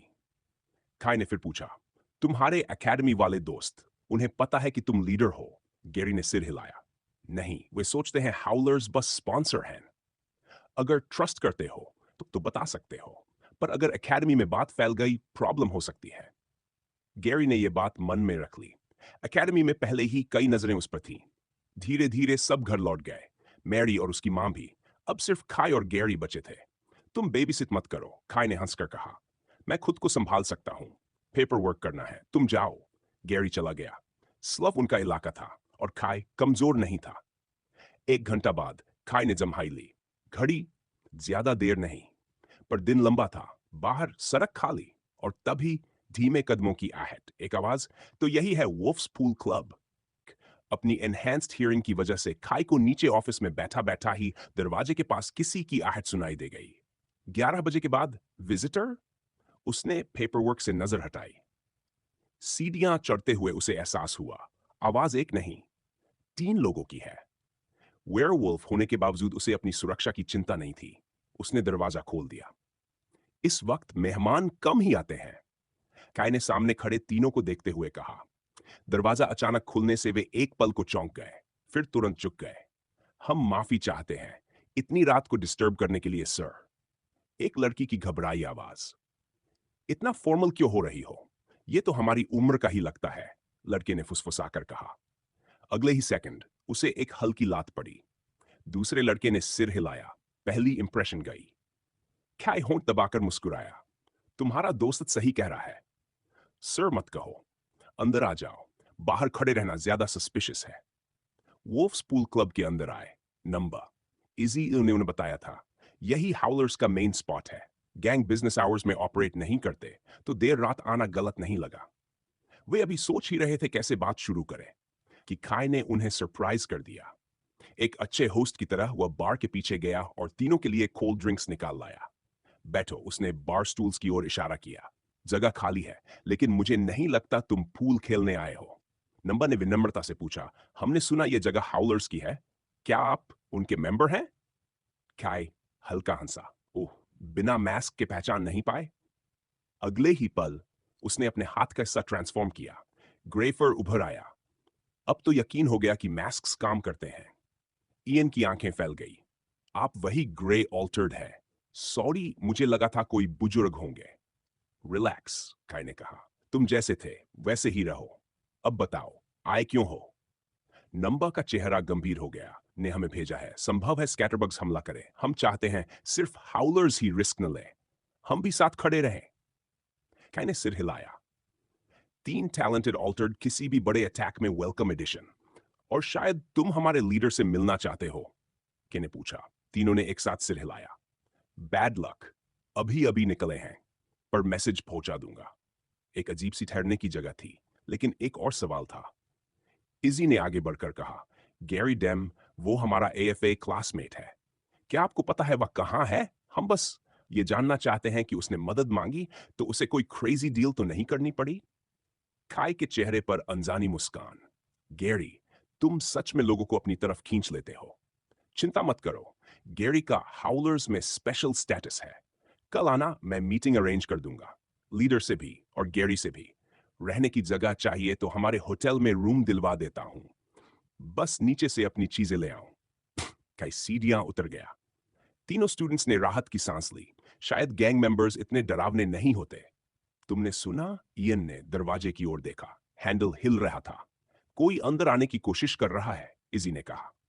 अगले ही पल धड़ाम, दरवाजा हिंज से उखड़कर सीधे उनकी ओर उड़ा। नंबर तुरंत आगे आया और उसे किनारे धकेल दिया। एंट्रेंस पर एक आदमी खड़ा था। उसकी आंखों में हल्की पीली चमक। आधी रात, सूनी बिलियर्ड्स क्लब की इमारत और हवा में अजीब सा तनाव। ऐसी जगह पर ऐसे समय पर नंबर ने लड़ाई की उम्मीद नहीं की थी। और दरवाजा सीधे उसके चेहरे पर दे मारा जाए, ये तो बिल्कुल भी नहीं। उसकी इंस्टिंक्ट्स चिल्ला रही थी, ट्रांसफॉर्म करो। अभी उसके सिर से सींग उगाए। पैरों की बनावट बदलने लगी। जूते फटने लगे। गोट ऑल्टर जाग चुका था। Who the hell is that guy? उसने ऐसा क्यों किया? इयन हैरान था। I don't know him. Easy ने शांत लेकिन सख्त आवाज में कहा। लेकिन एंट्री देखकर साफ है, वो हाउलर्स का दोस्त नहीं है। उसके बाल हिलने लगे, गुच्छों में बंधते गए और फिर 6 अलग-अलग हाथों में बदल गए। इयन ने घबराकर पूछा, Should I transform as well? एक आदमी के लिए ये ओवरकिल नहीं है? शायद कोई मिसअंडरस्टैंडिंग हो। तभी दरवाजे पर खड़ा आदमी, हवाईयन शर्ट पहने, गुर्राया। Where are they? मास्क वाले लोग कहाँ हैं? मुझे उन सबको खत्म करना है। इयन ने गहरी सांस ली। ओके, मिसअंडरस्टैंडिंग वाला ऑप्शन कैंसिल। वो आदमी दौड़ा नहीं। उसने छलांग लगाई। फर्श की लकड़ियां उसके पैरों के नीचे टूट गई। पूरा कमरा एक ही जंप में पार। हवा में ही उसकी आंखें पीली चमकने लगीं। चेहरे और बाहों पर काला फर उगाया। उसका पहला निशाना इजी। इजी के बाल आगे बढ़े, हाथों और पैरों को जकड़ने के लिए। प्लान साफ था, वो उसे बांधेगी। नंबर आखिरी वार करेगा। लेकिन जैसे ही बाल पास पहुंचे, हमलावर के हाथ तेज घातक क्लॉज में बदल गए। एक ही झटके में बाल ऐसे कटे जैसे रेशम हो। जी की। उसके बाल स्टील जैसी मजबूती रखते थे, फिर भी ऐसे कट गए जैसे कुछ थे ही नहीं। हर लट में नसें थीं। दर्द ऐसा जैसे किसी ने सारे दांत एक साथ खींच लिए हो। हमलावर ने एक बालों का गुच्छा अपनी कलाई में लपेटा, खींचा और इजी हवा में उठ गई। Let go of her. Number बिजली की रफ्तार से सामने पहुंचा, उसका घूंसा सीधा पेट में। शॉकवेव पूरे कमरे में गूंजी। आदमी थोड़ा हवा में उठा। इजी की पकड़ ढीली पड़ी, लेकिन उसके चेहरे पर मुस्कान थी। उसने पैर घुमाया, किक सीधे नंबर के चेहरे पर। नंबर उड़कर पूल टेबल पर जा गिरा, लकड़ी चकनाचूर। कुछ सेकंड बाद वो फिर खड़ा था। आई सी, तुम काफी स्ट्रांग हो, आदमी ने कहा। रिस्पेक्ट में मैं अपना नाम बताता हूं। आई एम मिडवॉक कॉनवेल और मैं तुम्हें कब्र तक भेजूंगा। मिडवॉक फिर हवा में उछला, दोनों हाथ जोड़कर नंबर पर वार करने को। तभी इयन बीच में कूद पड़ा। उसकी पीठ बाहर की ओर थी और उसकी पीठ से सुनहरे ब्रिसल्स बाहर निकल आए। मिडवॉक ने परवाह नहीं की, उसने वार किया। ब्रिसल्स उसके हाथों को पूरी तरह नहीं रोक पाए, लेकिन हड्डियां चीर नहीं सके। वार इयन की पीठ पर लगा। इयन, तुम क्या कर रहे हो? नंबर चिल्लाया। इयन के मुंह से खून बह रहा था, लेकिन वो चिल्लाया, मेरा नाम, मैं उसे अपना नाम बताऊंगा। उसकी पीठ कांपी। मिडवॉक पीछे हटने ही वाला था कि सैकड़ों ब्रिसल्स गोलियों की तरह उसकी तरफ दागे गए। मिडवॉक ने हाथ क्रॉस कर चेहरा बचाया, फिर भी कई उसके शरीर में धंस गए। वो पीछे हट गया, फिर से एंट्रेंस के पास खड़ा। नंबर ने इयन को सहारा दिया। इजी के बाल वापस उग चुके थे। तीनों साथ खड़े थे। माई नेम इज इयन, वो चिल्लाया। लास्ट नेम जानने के लायक नहीं हो तुम। बस याद रखना, जिसने तुम्हें मारा वो मैं था। उसकी आवाज में दर्द था और खून की हल्की धार। मिडवॉक ने जोरदार गुर्राहट की। उसकी आंखें और चमकी। उसके शरीर से ब्रिसल्स निकले। उनकी आंखों के सामने उसके घाव भरने लगे। उसने अपनी शर्ट फाड़ दी। सीना खुला, फैर और घना हो गया। स्नाउट में बदलने लगा। गाइस, नंबर ने निगलते हुए कहा, क्या मुझे ही लग रहा है या हाल में वुल्फ ऑल्टर्ड बढ़ते जा रहे हैं? इजी ने धीमे कहा, यह हाउलर्स का एग्जाइल्ड मेंबर हो सकता है। क्लॉज, हीलिंग फैक्टर, ताकत। हमें साथ लड़ना होगा, जैसे उस दिन गैरी के खिलाफ लड़े थे। मिडवॉक आगे बढ़ा आत्मविश्वास से। तुम तीनों कोलैटरल हो, लेकिन अपने एम्प्लॉयर से कॉम्पेंसेशन जरूर मांगूंगा, स्पेशली तुम लैम। उसकी मुस्कान और लंबी हुई, पूरा स्नाउट बनने लगा। तभी एक ग्रे धुंध सा साया तीनों के पास से गुजरा। धड़ाम! मिडवॉक दीवार से टकराया। पूल क्लब का दूसरा हिस्सा टूट गया।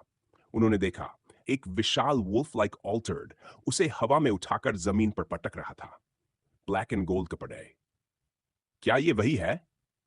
क्या की आंखें नीली चमक रही थीं। वो पीछे हटा। टूटी पूल टेबल के मलबे से एक पूरी तरह ट्रांसफॉर्म्ड वेयरवुल्फ बाहर आया। पीली आंखें, सीधा काय को चुनौती। काय के मन में एक ही सवाल गूंजा, ये दूसरा वेयरवुल्फ यहां क्या कर रहा है?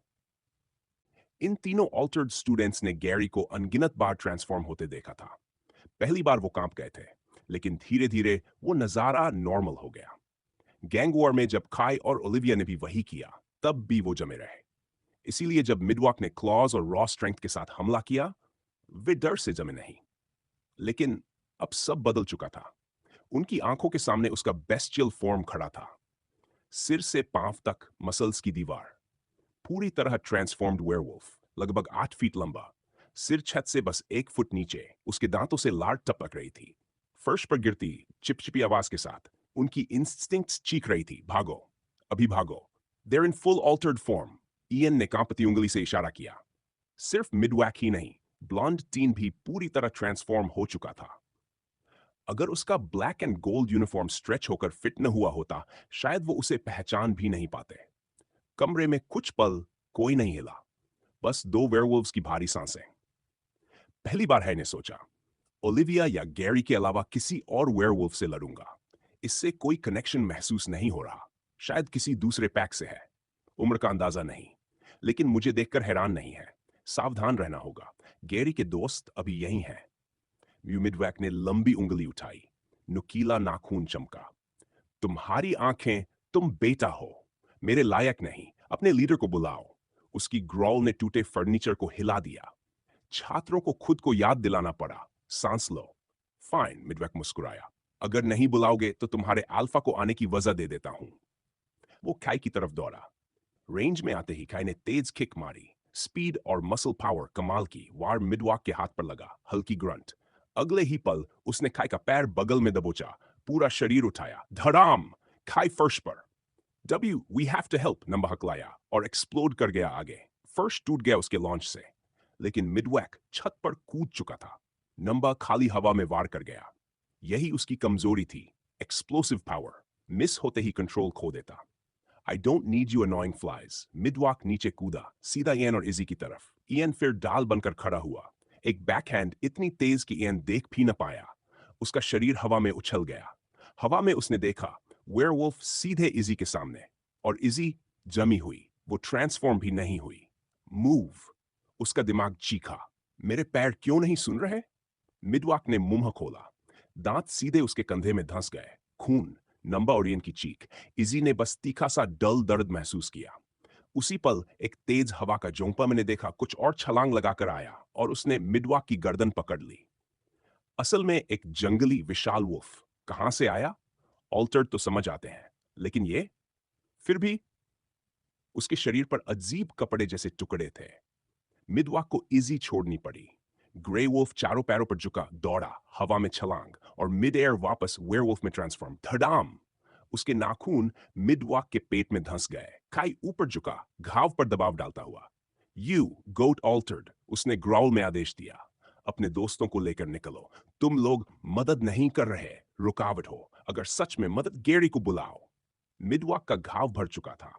उसने हाथ उठाया, नाखून प्रोजेक्टाइल की तरह उड़े, काय के सीने में धंस गए, खून बहा, लेकिन लड़ाई रुकी नहीं। ब्लैक वेयरवुल्फ उछला, सीधे काय पर, दोनों जमीन पर रेसलिंग करते हुए। बस निकल जाओ, गैरी को ढूंढो, उसे सब बताओ, ओलिविया और बाकी सबको लेकर आओ, हरी। कमरे में टूटती लकड़ी की आवाज, दो वेयरवुल्व्स की गर्ड्स और तीन दोस्तों के दिलों की धड़कने। अब फैसला करना था। खाई का आदेश सुनकर नंबा अंदर से हिल गया था। कोई समझदार इंसान तीन ऑल्टर्ड को क्यों भेजेगा, वो भी तब जब वो एएफए के टैलेंटेड स्टूडेंट्स हों। हाँ, ग्रे वेयरवुल्फ का मिड वॉक के सामने उनसे बेहतर टिक रहा था, लेकिन क्या यही सही फैसला था? उसने इयन को देखा। 2 बार जोरदार वार झेल चुका था, चेहरे का एक हिस्सा सूज चुका था, शायद अंदरूनी चोट भी।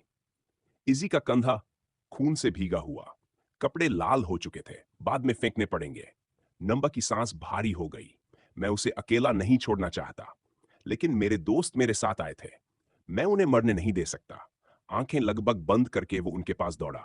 पहले इयन को संभाला, फिर इजी के साथ कदम मिलाया। तीनों दरवाजे से बाहर निकल गए। अच्छी बात यह थी, दोनों होश में थे, चल सकते थे, लेकिन पीछे से धड़ाम, कांच टूटने की आवाज, दीवारें गिरने की गूंज। वुल्फ पूल क्लब बिखर रहा था। आह! इजी अचानक लड़खड़ाई, घुटने कंक्रीट पर टकराए, लेकिन असली दर्द कंधे में था। ये बाइट जल रहा है, पागलों की तरह। नंबर घबरा गया। हॉस्पिटल चलें? अभी? चारों तरफ देखा। रात का लगभग 12 बज चुका था, इलाका खाली। मैं संभाल लूंगी, इजी दांत भींचकर बोली। उसे लग रहा था वो पहले ही बर्डन रही है। काय ने जान देकर उन्हें बचाया था। उसने कहा था गैरी को ढूंढो, राइट? इजी ने पूछा। हाँ, अजीब था, बोला। किसी हाउलर मेंबर को ढूंढते या लीडर को? गैरी ही क्यों? इजी सोच में पड़ गई। गैरी भी उनकी तरह था, सिमिलर फॉर्म। पहले लगा था स्कैटरबग्स का मामला है, लेकिन क्या ये कुछ और था? क्या किसी ने हाउलर्स को सोल्यूशन बेचा था और अब इंटरनल कॉन्फ्लिक्ट? या क्या काय ने गैरी को हेल्प के लिए नहीं बल्कि सही फैसला लेने के लिए बुलाया था? सच ये है, इजी ने कहा, हम हाउलर्स में किसी को जानते ही नहीं। बेस्ट ऑप्शन गैरी को कांटेक्ट करे। वो पॉकेट टटोलने लगी। फोन नहीं मिला, शायद लड़ाई में गिर गया। निकाला क्या? टूटा हुआ, पीसेस में। अब बचा सिर्फ एक। नंबर ने अपना फोन निकाला। स्क्रीन ठीक थी, तीनों के चेहरे पर उम्मीद आई। फिर नंबर चुप हो गया। मेरे पास गैरी का नंबर नहीं है। दोनों ने उसे घूरा। हम रोज मिलते थे, नहीं थे हमारे पास इतने दिन, मैंने सोचा ही नहीं। इयन ने माथा पकड़ा। कुछ तो करो, हम अननोन टाउन में हैं, रात का टाइम है, कैसे कांटेक्ट करें उसे? इजी के चेहरे पर घबराहट थी। फिर उसने फैसला किया। कुछ मिनट बाद स्लव की खाली सड़कों पर 3 आवाजें गूंज रही थीं। गैरी, गैरी, कहां हो? गैरी, हमें तुम्हारी मदद चाहिए। खिड़कियां खुली, लाइटें जली। किसी ने चिल्लाया, चुप रहो, लेकिन वो नहीं रुके। हाउलर्स, हेल्प, तुम्हारे लीडर डेंजर में है। इजी पूरी ताकत से चिल्लाई। ये डेस्परेट प्ली था। काफी दूर तक चिल्लाने के बाद उन्हें लगा बेकार है। तभी तुम तीनों घायल हो, एक आवाज आई। सामने एक यंग हैंडसम लड़का खड़ा था। उसकी नजर उनके घावों पर गई। ये वूंड्स वेपन जैसे नहीं लगते, बाइट मार्क्स हैं। क्या किसी ऑल्टर्ड ने अटैक किया? तीनों चुप। अगर ये पुलिस को बुला दे तो? इयन अचानक बोल पड़ा। गैरी, ग्रीन हेयर वाला टीनेजर, हम उसे ढूंढ रहे हैं। लड़के की आंखें चमकी। गैरी, मतलब गैरी डैम? यस! नंबर लगभग उछल पड़ा। प्लीज, उसे कांटेक्ट कर सकते हो, या पता है वो कहां है? उसके दोस्त की जान खतरे में है। लड़के ने उन्हें गौर से देखा। खून, थकान, घबराहट। उसने धीरे कहा, मुझे नहीं पता वो अभी कहां है, लेकिन शायद मैं मदद कर सकूं। उसकी आवाज ठंडी हो गई। मुझे उसके पास ले चलो जिसने ये किया है। सबसे पहले तो किसी ऐसे इंसान से टकराने की संभावना ही कितनी थी जो गैरी को जानता हो? हाँ, वो हाउलर्स का हिस्सा था, शहर पर राज करने वाली गैंग। लेकिन उनकी जानकारी में वो बस एक मेंबर था, ना ज्यादा ना कम। भी उनकी बेताब आवाज किसी ने सुन ली, और उनके जख्मों की गंध ने किसी और का ध्यान खींच लिया। क्या वाकई ये पागल सा प्लान काम कर गया? इजी ने सोचा। हमें कोई ऐसा मिल गया जो गैरी को जानता है और मदद भी कर सकता है। तीनों एएफए के ऑल्टर्ड थे, तो कोई रैंडम पैसर बाय क्या मदद करता? लेकिन यह सवाल पूछने का समय नहीं था। मुझे नहीं पता वो कहां है, अजनबी ने कहा फोन निकालते हुए, लेकिन उसका नंबर है मेरे पास। टेक्स्ट करता हूं। तुमने कहा था अर्जेंटली वुल्फ्स पूल पहुंचे? हाँ, इयन ने जल्दी से कहा। ये भी लिखो कि ब्लॉन्ड गाय मुसीबत में है और किसी ओलिविया को भी इन्फॉर्म करे। डन, मैसेज भेज दिया। अजनबी ने कहा, अगर गैरी से टकराना है तो इसी रास्ते पर रहो। वो मुड़ गया। रुको, तुम वापस पूल क्लब जा रहे हो? तुम्हें पता है जिसने हमें यह हालत में पहुंचाया वो ऑल्टर्ड है? हाँ, सादा जवाब। और वो दौड़ पड़ा। तीनों पीछे देखते रह गए। ज्यादा चलने की हालत में नहीं थे और गैरी या हाउलर्स के अलावा किसी और को साथ ले जाना बेकार लगता। हमने अभी किसी रैंडम आदमी को मौत के मुंह में भेज दिया। इयन की आवाज कांपी। पता नहीं, इजी ने धीमे कहा। वो पागल नहीं है। वो उसे देखती रही। ब्लेक, हाँ, उसने नाम बताया था। वो इंसान से तेज दौड़ रहा था। क्या वो भी ऑल्टर्ड है? स्लो में आखिर कितने हैं? वुल्फ्स पूल क्लब की तरफ दौड़ते हुए तोड़फोड़ की आवाजें साफ सुनाई दे रही थी। वो अजीब सा टीन यू बाहर नहीं, वो इंफॉर्मेशन खोज रहा था और उसके पास कुछ चीजें थी। उसने अपनी पीठ से एक काला मास्क निकाला, चेहरे पर लगाया। पीछे दो लाल सी दिखने वाली वेपन्स बंदी थी। शर्ट के नीचे वो आर्मर पहने था, वही जो ऑल्टर्ड हंटर्स पहनते हैं। अगर मैं एक और ऑल्टर्ड गिरा दूं तो शायद एसोसिएशन को साबित कर दूं मुझे पार्टनर की जरूरत नहीं। तीनों स्टूडेंट्स आगे बढ़ते रहे। हमें हाउलर्स के और मेंबर्स ढूंढने होंगे, नंबर ने कहा। तभी एक गली से कोई आकृति कूदी। काली और सुनहरी टाइट यूनिफॉर्म, चेहरे पर मास्क नहीं। वो हवा सूंघ रही थी और फिर उन पर नजर टिक गई। खून की गंध। तुम्हारी है। उसकी आवाज ठंडी थी, जैसे ये दृश्य उसे चौंका नहीं रहा। हे, ये हाउलर्स की मेंबर है। इयन लगभग चिल्लाया। यूनिफॉर्म पहचानता हूं। दोनों लड़के कभी नहीं भूल सकते थे उसकी वुल्फ लाइक ट्रांसफॉर्मेशन, उसकी whip और उसकी प्रेजेंस। वो थी ओलिविया पर्ल। ओलिविया ने गौर से देखा। उसे याद आया, कुछ ही दिन पहले ये तीनों उसी के साथ लड़े थे। ये हालत किसने की? उसने तुरंत पूछा। बिना एहसास के उसकी आंखें हल्की नीली चमकने लगी, वैसी ही जैसी ब्लॉन्ड बॉय की। उसी पल उसने सीने में हल्का दर्द महसूस किया। तुम्हारा दोस्त खतरे में है। फॉक्स मास्क वाला। वो वुल्फ बना और किसी दूसरे वेयरवुल्फ ने उस पर हमला कर दिया। इतने सारे वुल्फ ऑल्टर्ड क्यों हैं यहां? अब जाकर इयन को पूरी तस्वीर समझ आई। उसने हमें गैरी ढूंढने भेजा, नंबर ने कहा। किसी और टीम ने उसे मैसेज किया है, लेकिन पता नहीं उसने देखा या नहीं। वो भी पूल क्लब की तरफ गया है। ओलिविया ने भीतर की अजीब बेचैनी दबाई। ब्लॉन्ड बॉय, अगर उसने ओपनली ट्रांसफॉर्म किया तो हालत सच में खराब होगी। गैरी की गैर मौजूदगी में दोनों बेटा वेयरवुल्व्स अक्सर स्पार करते थे और भले वो कभी माने ना, कुछ समय बाद साफ हो गया था कि वेयरवुल्फ फॉर्म में खाई ज्यादा नेचुरल था। वो शायद ताकतवर थी, लेकिन लड़ाई में वो उसे मात दे देता। अगर उसे मदद चाहिए, क्या मैं अकेली काफी हूं? गैरी, ओलिविया ने दांत भींचे। फोन नहीं है मेरे पास और उसे ढूंढने का वक्त भी नहीं। पहले खाई को बचाते हैं। वो ट्रांसफॉर्म होने को तैयार हुई। तभी ऊपर से कोई आकृति गिरी, सीधे उनके सामने। जमीन दरक गई। धूल हवा में। तीनों इंस्टिंक्ट से पीछे हटे। धूल के बीच सिर्फ दो लाल चमकती आंखें दिख रही थीं और एक पल के लिए सबके शरीर के रोंगटे खड़े हो गए। भारी आकृति उनके सामने आ गिरी। धूल का बादल उठा, बिल्कुल किसी सुपर हीरो एंट्री जैसा। लेकिन फर्क यह था, उन्हें नहीं पता था ये हीरो है या विलेन। लाल चमकती आंखें धूल के बीच चमक रही थी। नंबर की आवाज फट पड़ी। अल्फा वेयरवुल्फ ने उन्हें ऊपर से ही देख लिया था। वो पूरी तरह ट्रांसफॉर्म्ड हालत में एक दिशा में जा रहा था। एनर्जी की परवाह नहीं थी उसे। अंदर एक बेचैनी थी। लेकिन जैसे ही उसने तीनों को देखा, उसने खुद को कंट्रोल ट्रांसफॉर्मेशन में बदल लिया। उन्हें डराना नहीं चाहता था। तुम लोग खून बहा रहे हो। गैरी की आवाज तुरंत इजी पर अटक गई। क्या हुआ? उसे हैरानी थी कि ये तीनों यहां हैं, और ज्यादा उनके गहरे बाइट मार्क्स देखकर। हम तुम्हें हर जगह ढूंढ रहे थे, इयन ने जल्दी से कहा। क्या तुम्हें मैसेज मिला? उसी वजह से आए हो? ब्लेक ने मैसेज किया? इस वक्त गैरी ने मन ही मन सोचा। उसने जल्दी से टेक्स्ट देखा। Urgent help. मैं तो बस इंस्टिंक्ट से आया। ऐसा लगा जैसे कोई बुला रहा हो। गैरी, हमारे बारे मत सोचो, नंबर दर्द में बोला। हाउलर्स का ब्लॉन्ड मेंबर जो ग्रे वुल्फ बनता है, उस पर हमला हुआ है। ब्लैक वुल्फ ऑल्टर्ड ने। गैरी का दिल तेज धड़कने लगा। बिली मर चुका था। ब्लैकफर्ड वेयरवुल्फ सिर्फ ओलिविया हो सकती थी, लेकिन वो तो सामने खड़ी थी। इसका मतलब कोई असली वेयरवुल्फ स्लफ में है। और ये खबर बेहद खतरनाक थी।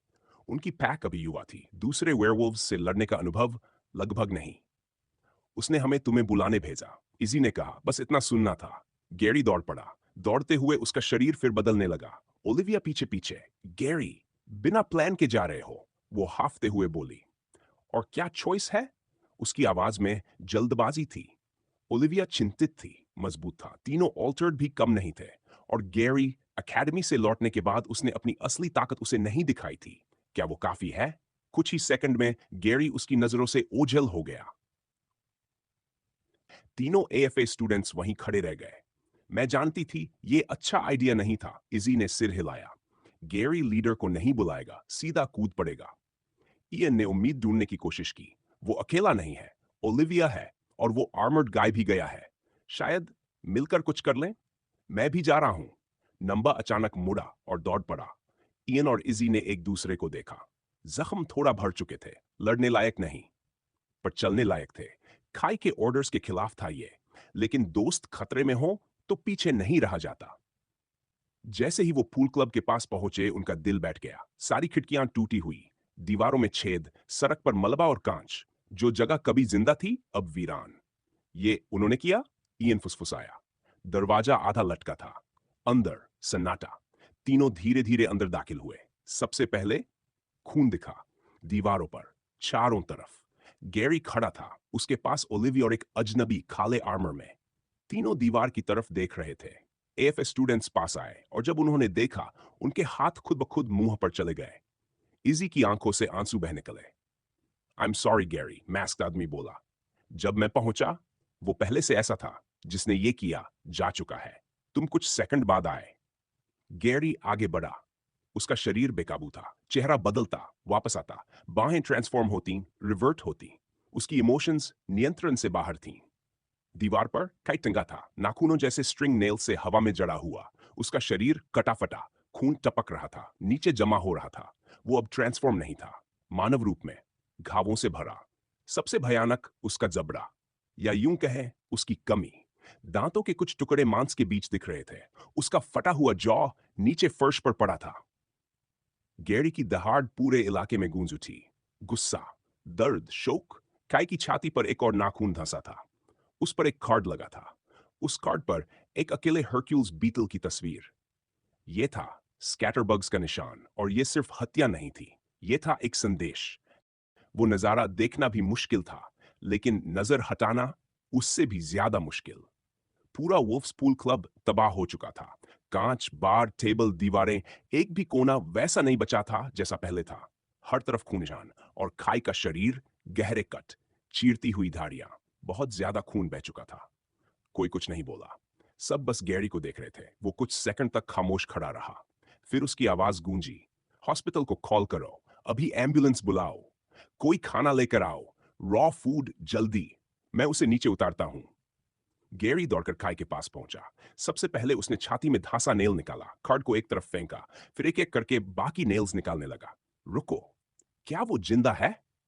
इयन की आवाज कांप रही थी। दृश्य देखकर किसी को भी उम्मीद नहीं होती, लेकिन गैरी अलग था, क्योंकि खाई कोई साधारण ऑल्टर्ड नहीं था। वो वेयरवुल्फ था, और वेयरवुल्फ्स की सबसे बड़ी ताकत रेजिलियंस, लड़ते रहने की जिद, चाहे शरीर का हिस्सा गायब क्यों न हो। सभी नेल्स निकल चुके थे। गैरी ने खाई को सावधानी से उठाया। ब्लेक एम्बुलेंस कॉल कर चुका था। ओलिविया बाहर भागी, रॉ फूड ढूंढने। उसे पता था, हीलिंग एक्टिवेट करने के लिए एनर्जी जरूरी है। पास से देखते हुए इजी को एक अजीब बात दिखी। गहरे क्लॉ मार्क्स थे, लेकिन पेड़ इतना नहीं फाड़ा गया था कि आंतें बाहर आए। सबसे घातक चोट उसका जबड़ा, जैसे जानबूझकर। खाई, तुम्हें लड़ना होगा, गैरी चीखा। तुम्हारा समय खत्म नहीं हुआ। दूर से सायरन की आवाज सुनाई देने लगी।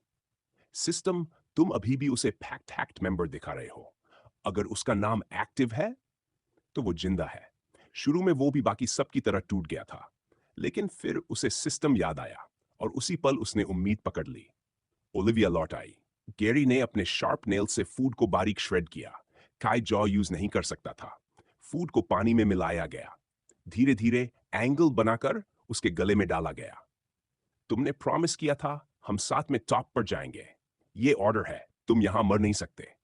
कुछ सेकंड, गले की मसल्स हल्की हिली।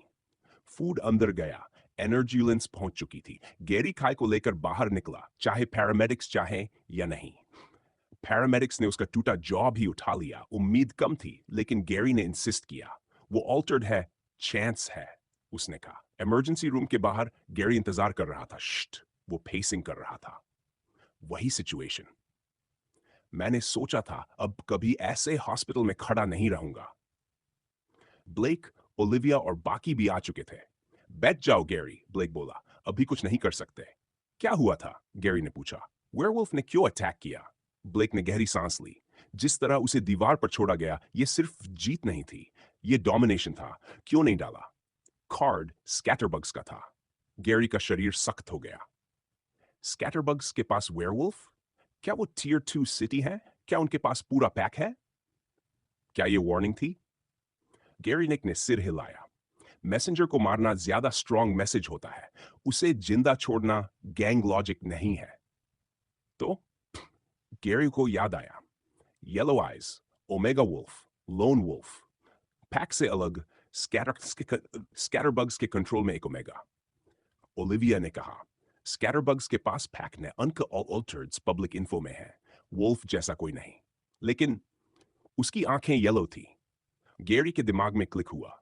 डबल डोर्स खुले, थका हुआ डॉक्टर बाहर आया। गैरी के अंदर डेजावू की लहर दौड़ी। बस ये खबर अलग हो। आप उसके दोस्त हैं? डॉक्टर ने पूछा। गैरी तुरंत पास पहुंचा। डॉक्टर ने हल्की मुस्कान दी। गुड न्यूज है। सबकी सांस थम गई। वो हील कर रहा है, कंडीशन स्टेबल है। गैरी की आंखें फैल गई। लेकिन डॉक्टर आगे बोला, वो अभी जाग नहीं रहा। अंधेरा जैसे गले तक आ गया। कोमा? गैरी की आवाज धीमी थी। पूरी तरह नहीं, ब्रेन एक्टिव है, डैमेज कम है, हीलिंग कुछ हिस्सों में धीमी है। हमने ऐसे केसेस देखे हैं। ज्यादा से ज्यादा एक हफ्ता, फिर वो जाग जाएगा। गैरी वहीं घुटनों पर गिर पड़ा। सर झुक गया। Thank you, thank you, thank you. लेकिन उसके अंदर एक और चीज जल रही थी। यह हमला खत्म नहीं हुआ था, यह सिर्फ शुरुआत थी। और अब स्लाव चुप नहीं बैठेगा। एएफए के तीनों स्टूडेंट्स ने भी चेकअप कराने का फैसला किया। डॉक्टर्स के व्यवहार से साफ था, उन्हें पहले से पता था कि यह ऑल्टर्ड है, और सबने मान लिया। यह वही हॉस्पिटल होगा जिससे हाउलर्स का पुराना कनेक्शन रहा होगा। यह आम बात थी। गैंग्स और हॉस्पिटल्स के बीच अक्सर एक साइलेंट अंडरस्टैंडिंग होती है। आखिर उनके लोग सबसे ज्यादा यहीं पहुंचते हैं।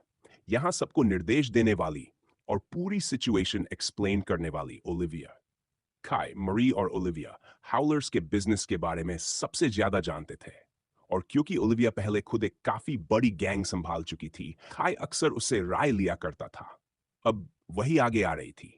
शुरू शुरू में उसे यह सब झंझट लगता था, लीडर एएफए में, और यहां प्रैक्टिकली वही और काई गैंग चला रहे थे। अजीब सेटअप था, लेकिन शायद उसके अंदर का वेयरवुल्फ बदल रहा था। इन दिनों उसे गैरी से नफरत करना मुश्किल होता जा रहा था। इजी का चेकअप अभी खत्म हुआ था। कंधे पर डिसइंफेक्ट करने के बाद बैंडेजेस बांध दी गई थी। डॉक्टर जाते जाते कुछ समझा रहा था। तुम ऑल्टर्ड हो, इसलिए रिकवरी फास्ट है, हॉस्पिटल में रुकने की जरूरत नहीं, डॉक्टर ने कहा। लेकिन तुम्हारे शोल्डर्स की डायरेक्ट वुंड्स थोड़ा स्लो हील कर रही हैं। हील हो रही हैं, बस रेट कम है। वो रुका। ऑल्टर्ड्स का ट्रीटमेंट कम मिलता है हमें, लेकिन जो डेटा हॉस्पिटल्स में शेयर होता है उसके हिसाब से ये थोड़ा अनयूजुअल है। घबराने की बात नहीं। अगर इशू रहे तो एएफए के मेडिकल स्टाफ को दिखा देना, उन्हें शायद ज्यादा समझ हो। इजी को अपने घावों से ज्यादा फिक्र नहीं थी। शरीर ठीक लग रहा था, बस थोड़ी कमजोरी, जो जान की लड़ाई के बाद एक्सपेक्टेड थी। अभी उसे बस ये जानना था, बाकी सब ठीक है या नहीं। रूम से बाहर निकलते ही उसने दो लोगों को इंतजार करते देखा, इयन और नंबा। इयन का सिर नंबा के कंधे पर टिका था। वो गहरी नींद में था। मुंह से हल्की ड्रूल बहकर नंबा के कंधे पर जमा हो गई थी। इजी को पूछने की जरूरत नहीं थी कि इयन ठीक है या नहीं। वो वापस अपने यूजुअल सेल्फ में था। लेकिन नंबा, वो सीधा सामने देख रहा था, बिल्कुल स्थिर, जैसे उसे उस गीलेपन का एहसास भी नहीं। आखिर दोनों की नजरें मिली। हे, अभी भी बैंडेजेस? नंबा ने धीमे कहा। मुझे लगा तुम अब तक हील हो चुकी होगी। इट्स ओके, प्रिकॉशन है, इजी ने जवाब दिया। गैरी से मिले? उसने क्या डिसाइड किया है? मुझे नहीं पता उसका खाई के साथ एग्जैक्ट रिलेशनशिप क्या है, लेकिन वो दोनों काफी क्लोज लग रहे थे। एएफए में तीनों को हमेशा अलग समझा गया। फ्रेंड्स कम बने, इजी, इयन, नंबा और गैरी, बस वही उनका छोटा सा सर्कल था। शायद इसी वजह से वो भूल गए थे गेरी की एकेडमी के बाहर भी एक लाइफ है और वो सिर्फ गैंग के लिए काम नहीं करता, वो उसका हिस्सा है। नंबा को खुद की याद आ गई, उसके साथ भी तो यही था। इजी का सवाल सुनकर नंबा को कुछ देर पहले अपने पिता से हुई कॉल याद आई। उसने बताया था ग्रेफर और फॉक्स लाइक मास्क वाला लड़का बुरी तरह घायल हुआ है। नोट से साफ था यह हमला स्कैटरबग्स का था। आई थॉट स्कैटरबग्स एक्ट करेंगे, हैरी ने कहा था, लेकिन लगा था फुल फोर्स भेजेंगे। वो यंग वन टैलेंटेड था, सही दिमाग था उसके पास। वो रुके। अगर अंदाजा लगाऊं तो अटैक अभी खत्म नहीं हुआ। ये मूव हाउलर्स को वीकन करने के लिए था। कॉन्फिडेंस तोड़ी गई है। जो भी फैसला करना है तुम और तुम्हारे फ्रेंड्स करो। नंबा हिचक रहा था। एक सिंगल अटैकर अगर इतना कर सकता है तो फुल अटैक? और गैरी, वो अपने होम टाउन को छोड़कर एएफए वापस नहीं आएगा, उसे मनाना नामुमकिन है। I can tell you're hesitating, Harry ने कहा था। ये अटैक शायद असैसिनेशन अटेम्प्ट था। खाई ने खुद को ऐसे प्रेजेंट किया जैसे वो लीडर हो, शायद जानबूझकर। लेकिन याद रखो, हाउलर्स का असली लीडर अभी भी है और खाई जैसे स्ट्रांग लोग भी उसे फॉलो करते हैं। कोई वजह तो होगी।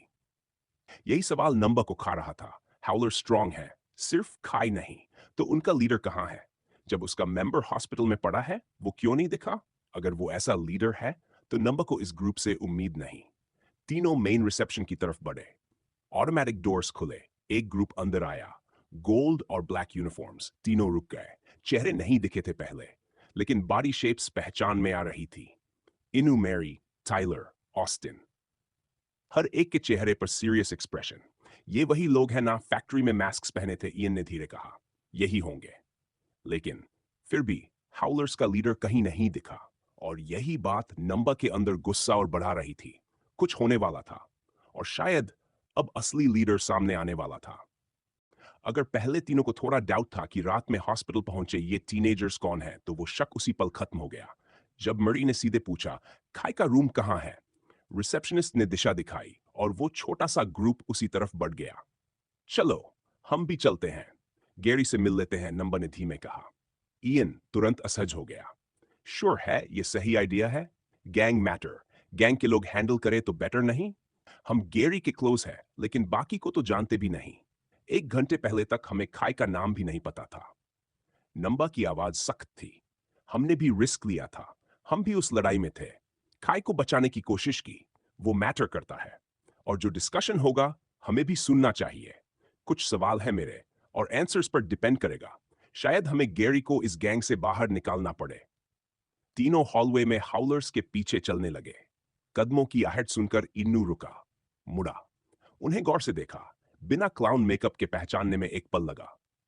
ओ, तुम लोग, उसने कहा। हमें पता चला क्या हुआ था। अच्छा हुआ तुम वहां थे, नहीं तो खाई की हालत और बुरी होती। उसकी आवाज में जेन्युइन रिस्पेक्ट था। वो अभी बोलने की कंडीशन में नहीं है, लेकिन अगर देखना चाहो ज्वाइन कर लो। मुझे नहीं लगता उसे प्रॉब्लम होती। वैसे भी अभी वो कुछ कह नहीं सकता। तीनों स्टूडेंट्स कुछ पल के लिए चुप रह गए। उन्होंने इन लोगों को हड्डियां तोड़ते देखा था, और अब ये इतने नॉर्मल। इजी ने धीरे कहा, थैंक यू। नंबा का गुस्सा पल भर को ठहर गया। उसे ऐसी रिएक्शन की उम्मीद नहीं थी। ग्रुप में शामिल होते ही एक हल्की सिसकी सुनाई दी। ब्लैक हेयर वाली गर्ल, वो बार बार आंसू पोंछ रही थी। स्ट्रांग रहो मरी, ऑस्टिन ने कहा। रिसेप्शनिस्ट ने कहा है वो सरवाइव करेगा, स्कार्स रह सकते हैं, लेकिन वो बाहर आएगा। स्टूडेंट्स ने पहली बार महसूस किया ये गैंग कम फैमिली ज्यादा लग रही थी। रूम में प्रवेश हुआ। मरी ने समहाउ खुद को संभाला। टाइलर ने दरवाजा होल्ड किया। रूम बड़ा था, फिर भी इतने लोग न थे कि जगह कम लग रही थी। गैरी पहले से वहां था, खाई के पास वाली चेयर पर बैठा। ओलिविया और ब्लेक दीवार के पास खड़े। गैरी ने पोजीशन नहीं बदली थी। सबसे साफ दिख रहा था, फेस पर बड़े बैंडेजेस, ट्यूब्स, मॉनिटर की स्टेडी बीप, जॉ के आसपास स्टिचिंग थी। सर्जरी के निशान साफ दिख रहे थे। सक्सेसफुल शायद, लेकिन परफेक्ट नहीं। ऑल्टर्ड होने के बावजूद ये स्कार्स शायद कभी नहीं जाएंगे। रूम में सन्नाटा था, मॉनिटर की आवाज और दबा हुआ दर्द। मरी कुछ देर तक खुद को रोकती रही, फिर उसका रोना टूटकर बाहर आ गया। लाउड सुब्स, कोई शब्द उसे रोक नहीं पाए। कुछ मिनट बाद वो चुप हुई। बाकियों ने उसे पीछे ले जाकर खड़ा कर दिया ताकि वो खाई को सामने से न देखे। साइलेंस, इतना भारी कि सांस लेना मुश्किल। नंबा कई बार बोलना चाहता, लेकिन टाइमिंग गलत थी। तभी गेरी की आवाज आई, नीचियां भींची हुई, स्कैटरबग्स, एक एक शब्द भारी। उसी ने उसे यहां पहुंचाया। हिट ऑर्डर था, खाई को मारने की कोशिश। उसकी आवाज कांपी नहीं, लेकिन दर्द साफ था। मैं उन्हें खत्म कर दूंगा, हर एक को, जैसे उन्होंने खाई को चीरा। मैं उन्हें चीर दूंगा। नंबर समझ गया, ये सिर्फ गुस्सा नहीं था, ये फैसला था। उसे खुद भी गिल्ट महसूस हुआ। हाउलर्स ने उसके पिता की कंपनी की मदद की थी, और ये सब उसी के बाद हुआ। ओलिविया आगे आई। मैं समझती हूं तुम क्या फील कर रहे हो, लेकिन सीधा अटैक करना खाई की प्लान नहीं थी। उसने स्टेडी आवाज में कहा। प्लान था पहले डिफेंड करना, जब वो अटैक करें हम रेडी रहें, फिर काउंटर करें। स्कैटरबग्स टियर 2 गैंग है, अनकी सिटी। हम में से कोई नहीं गया। इन्वेड करना आसान नहीं। गैरी खड़ा हो गया, पीठ सिर अभी भी झुका। आई डोंट केयर, उसने ग्रोल किया। जिसने ये किया वो स्कैटरबग्स के पीछे छिपा है। मैं कैसे चुप बैठूं? गैरी, नंबर आखिर बोल पड़ा। तुम स्ट्रांग हो, लेकिन अकेले जाओगे तो ये सुइसाइडल है। सिटी अनफेमिलियर, बैकअप नहीं। इयन और इजी ने चुपचाप सहमति में सिर हिलाया। नंबर ने और कहा, वो तुम्हारा दोस्त है, लेकिन क्या पूरी हाउलर्स गैंग एक आदमी के लिए वॉर शुरू करेगी? प्लीज, अकेडमी वापस चलो, वहां सेफ रहोगे। तभी गेरी ने सिर उठाया। उसका चेहरा बदला हुआ था। टीथ लंबी, रेड आइज चमक रही थी। अल्फा वेयरवुल्फ सामने खड़ा था। मैं कल स्कैटरबग्स पर अटैक करूं में हवा रुक गई। जो भी मेरे साथ आना चाहता है, कल सुबह 9 बजे वुल्फ्स पूल क्लब के सामने खड़ा हो। उसकी आवाज बिल्कुल साफ थी। This is a direct order. कमरे में मौजूद हर हाउलर सीधा खड़ा हो गया। सिर एक साथ आवाज गूंजी, यस बॉस। नंबर की आंखें फैल गईं। बॉस?